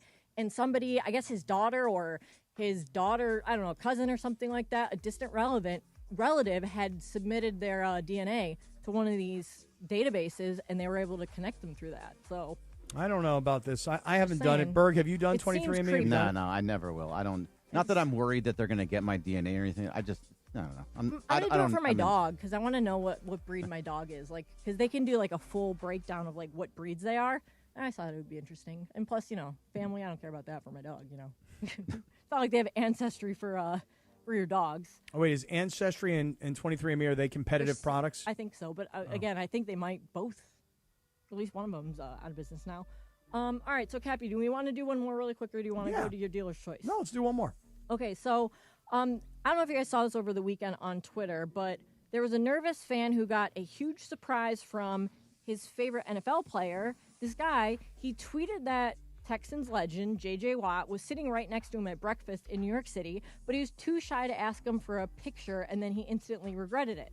So then about an hour later, J.J. Watt saw the post, and he like replied to the guy's tweet and said, "Hey, are you still in the area?" And the guy was like, "Yeah, I'm at this bar." So he was like, "I'll be there in 20 minutes. Order me a Guinness." That's awesome. He showed up and like sat there and had a beer with him, took a picture with him, and I just thought it was like really cool, very heartwarming. And I wanted to ask, like, do you guys know of anyone, like any celebrity that something like this has happened, or somebody who's like gone out of their way to be really nice to fans in public? Well, first of all, that's a great story on J.J. Watt. like, I what a love good that. guy. He seems like such a good guy. He seems like such a normal guy for a guy who was such a great player. Seems like a great dude. I don't necessarily know of any like celebrity stories of people just going out of their way to be super nice. I actually felt kind of bad this past week because on Friday when we were broadcasting from Del Mar, one of our best listeners, guy shows up to a lot of the stuff that we do, is Big Al Flores. And Big Al was texting me, because as you know, everybody has my phone number. Big Al was texting me, "Hey, man, I'm on the train. Hey, man, I got to the track. Hey, man, where are you guys?" And I'm like, "Hey, here's where we are." So Big Al came and found me and Beto as we were sitting there watching the races. I said, "Come on up, come hang out." But as it turns out, as Big Al was coming in, I was just starting to move out because I had Rachel with me and she wanted to go see some clients of hers. So as Big Al was coming, I gave him a big old hug and said, "Here's Beto. Hang with Beto. I'll be back." and I had to go upstairs and go do some other stuff. And then never came back. And then I never really made it back. But Big Al was but Big Al was very sweet. For you. Yeah, Big Al was very sweet. He's like, listen, I understand it's a busy day, it's a hectic day. But Big Al, I told him, you come back anytime you want and we'll hang out. Because I like hanging out with the listeners. I like getting to know who's out there listening. I love to hear people's feedback. And I think it's awesome that J.J. Watt did this. That's really cool. So not only not a giant celebrity, but also a snubbing of a fan. Right, so a nobody who snubbed kidding, Cass. a somebody. Yeah, I'm just kidding. Berg, how about Big you? Al's a somebody, and I'm a nobody. Trust me. No, I'm with Cappy though. No, I don't really know. I don't have a story about that, but I like that too. That was when we were at Beto and I at Rock and Brews yesterday. There was a bunch of listeners there, and we went and hung out with a couple of them. Anthony, I found out that I play the same game on my phone that he plays on his phone, and now we're friends on it. Monopoly Go. Oh, Monopoly Go. I've never heard of it. Yeah, it's just a game you play like once or twice a day. It's not Once or twice is a it day. Just Sounds like like a Monopoly. lot. What? Is it just Monopoly? Yeah, it's Monopoly, and you just press the button, and it goes around, and you get money and stuff. It's nothing. It's just a thing to let my brain just not think about anything. But this guy Anthony, he also was playing it, so we connected on that. It's fun to do that. You're right, Cappy. Always meeting with fans and hanging out with them. It's a good place to be, and they deserve it. We deserve to spend some time with them. Hey, listen, if you're a listener, if you take in what we do every day, and you've got opinions and feedback, and you like what we do, and you want to hang out, I want to hear about that. Yeah, just don't be like if you're gonna be the guy on Twitter that's yelling at us for every single small little take that we have. Be nice in person at least. Yeah, I would say 99.9% of people who are jerks on social media are very pleasant people in person. No, I would say stay on brand, man. Bring that same energy when you meet me in person because let's talk. That's what I would say. Yeah, have that conversation, but at the same time, you can have the conversation, but don't be as aggressive as they are on social media. First of all, watch your tone. Exactly. Yeah, don't forget about that. Watch All your right, tone. so pal. now, Cappy, before we get out of here, we've got to do your dealer's choice. Thanks to Seller's Advantage. Want to sell your house? Before you call an agent, call Seller's Advantage. They'll buy it as is with a competitive cash offer. No repairs needed. They make selling easy. Call 888-390-AS-IS for a no-obligation offer or visit sellersadvantage.com. Cappy, what is your dealer's choice? Bergie, I've been telling you got to come down and hang out one day with me down at the racetrack. I want to right? go. Yeah, you have. You would have really liked it this weekend. I mentioned to you earlier that I met a UCLA basketball player. I couldn't remember who it was, but it was a kid by the name of Trent Perry. Oh, you know Trent Perry. is? Yeah. He's going to be in his third year. He was Trent Perry was completely changed himself from his freshman year to his sophomore year. Good player. I really, really like Trent Perry. He was a very nice young man. Enjoyed meeting him on Friday. Came to our suite. He's from West Covina, by the way. Local kid, Lindsay. Was he also, born here? That's a good question. Don't know that for sure. But I'll have to look it up. Hang on. One guy who I avoided, though, yesterday at the track, Berg, I avoided UCLA basketball coach Mick Cronin. Why? Well, I mean, you had you had the opportunity to be what we were just talking about. Keep that same energy and go, Mick Cronin. Yeah, I kind of felt. I kind of felt like he was looking at me, like a little bit. Like, you got scared. You got scared a little bit. I think he might have been looking at me like, is that guy that said that I should be fired when I tossed my walk-on player off the court that day against Michigan State? Is that the guy that said, fire him? Like I kind of felt like maybe I might have gotten a look. I feel like and you it scared me turtled. away. I feel like you turtled a little bit there. I may have turtled. That was a good opportunity just to have an interaction with him. Right. I know. See what he's really like. And it'd been like, Mick, hey, and I could have introduced myself as a completely different person. Like I didn't have to say, hey, I'm from ESPN LA. I could have been like, hey, I'm your partner in this horse, through this trainer. Right. Hey, but George Sedano, nice to meet you. Yeah, now that would have been good. And the last thing is I also ran into, I mentioned this to you guys just very briefly earlier, but I ran into Luke Walton. And as Sedano Sedano likes to always give the bring it in update. I had a nice big bring it in hug with Luke Walton on Friday night, which was great to see Luke, come back down to his hometown. And, I've known Luke for many, many years because my relationship with his dad, whatever. But it was there were a lot of interesting folks this past weekend at Del Mar. And what a way to go from Friday with that show on Friday to where we are today with a win and seeing all these people and inviting you guys to come down. And then, by the way, SeaWorld this weekend. Wait till you see the video, Berg, of what happened to me at SeaWorld. Have you heard about this yet? No, I haven't yet. But real fast, if I did end up just going on Friday and being like, you know what, I'm going to drive down to San Diego and hang out with Cappy at Del Mar. Yep. Where would I have would I have been with Beto and Big Al Flores, or would I have been with you with all your friends? You'd have been with Beto and Big Al. Yeah, I You'd would have been with Beto and Big Al. Right, because once Rachel showed up around 4:30, and she's like, I got to go see my clients. You have to come with me, and then we got to go see this person. And then when the races were over, I'm like, what are we doing? Like, let's just go home. Nope, we're going out to this. And I go, we don't have tickets for that. She goes, well, we'll find our way in. Okay, and that was how the whole world went. But wait till you see what happened to me on Saturday at SeaWorld. They took us to the penguin exhibit. Okay. Oh, cool. And they brought a penguin to us, like a full blown penguin. Right there. Were you holding a Full penguin? blown penguin. Yeah, full blown, full blown. Not like a baby penguin. Full grown is what I meant, Linz. Not blown, but grown. It wasn't half ostrich. I was going to say, what kind of penguin is They that brought full-blown? They brought this penguin in, and this penguin was letting me pet this penguin until the penguin had enough of me touching her, and then she did something to me that I will never recover from. Did she bite you? I will just say this. Wait for the video. Because it was all captured on video. Nice tease, Captain. All captured on video. All right, cool. Well, good show, guys. We ready to get out of here? I'm ready to get out of here if you guys are. Yep. Tomorrow we've got Mike Trudell in to continue SOS. Okay. Christopher should be back, so yeah, it'll be good time. Maybe we'll Poor get a punchy Mike. appearance too. Poor Mike has to deal with Morales tomorrow. Tell him how bad he is, how short he is, how he's sliding into his wife's DMs. Oh, yeah. All it's the going to time. be good. Everyone's going to get a little something. Yeah. Right. Morales will come back rested and ready to kill us all. Raring to go. Yep. Hey, great job, Bergie. Thank you, Lindsay. Kasim, outstanding work. Carlo and the team in the back. Much love to all of you guys. We will see everybody tomorrow. Until then, love y'all. And then me and Bergie are going to sing our song. Here we go.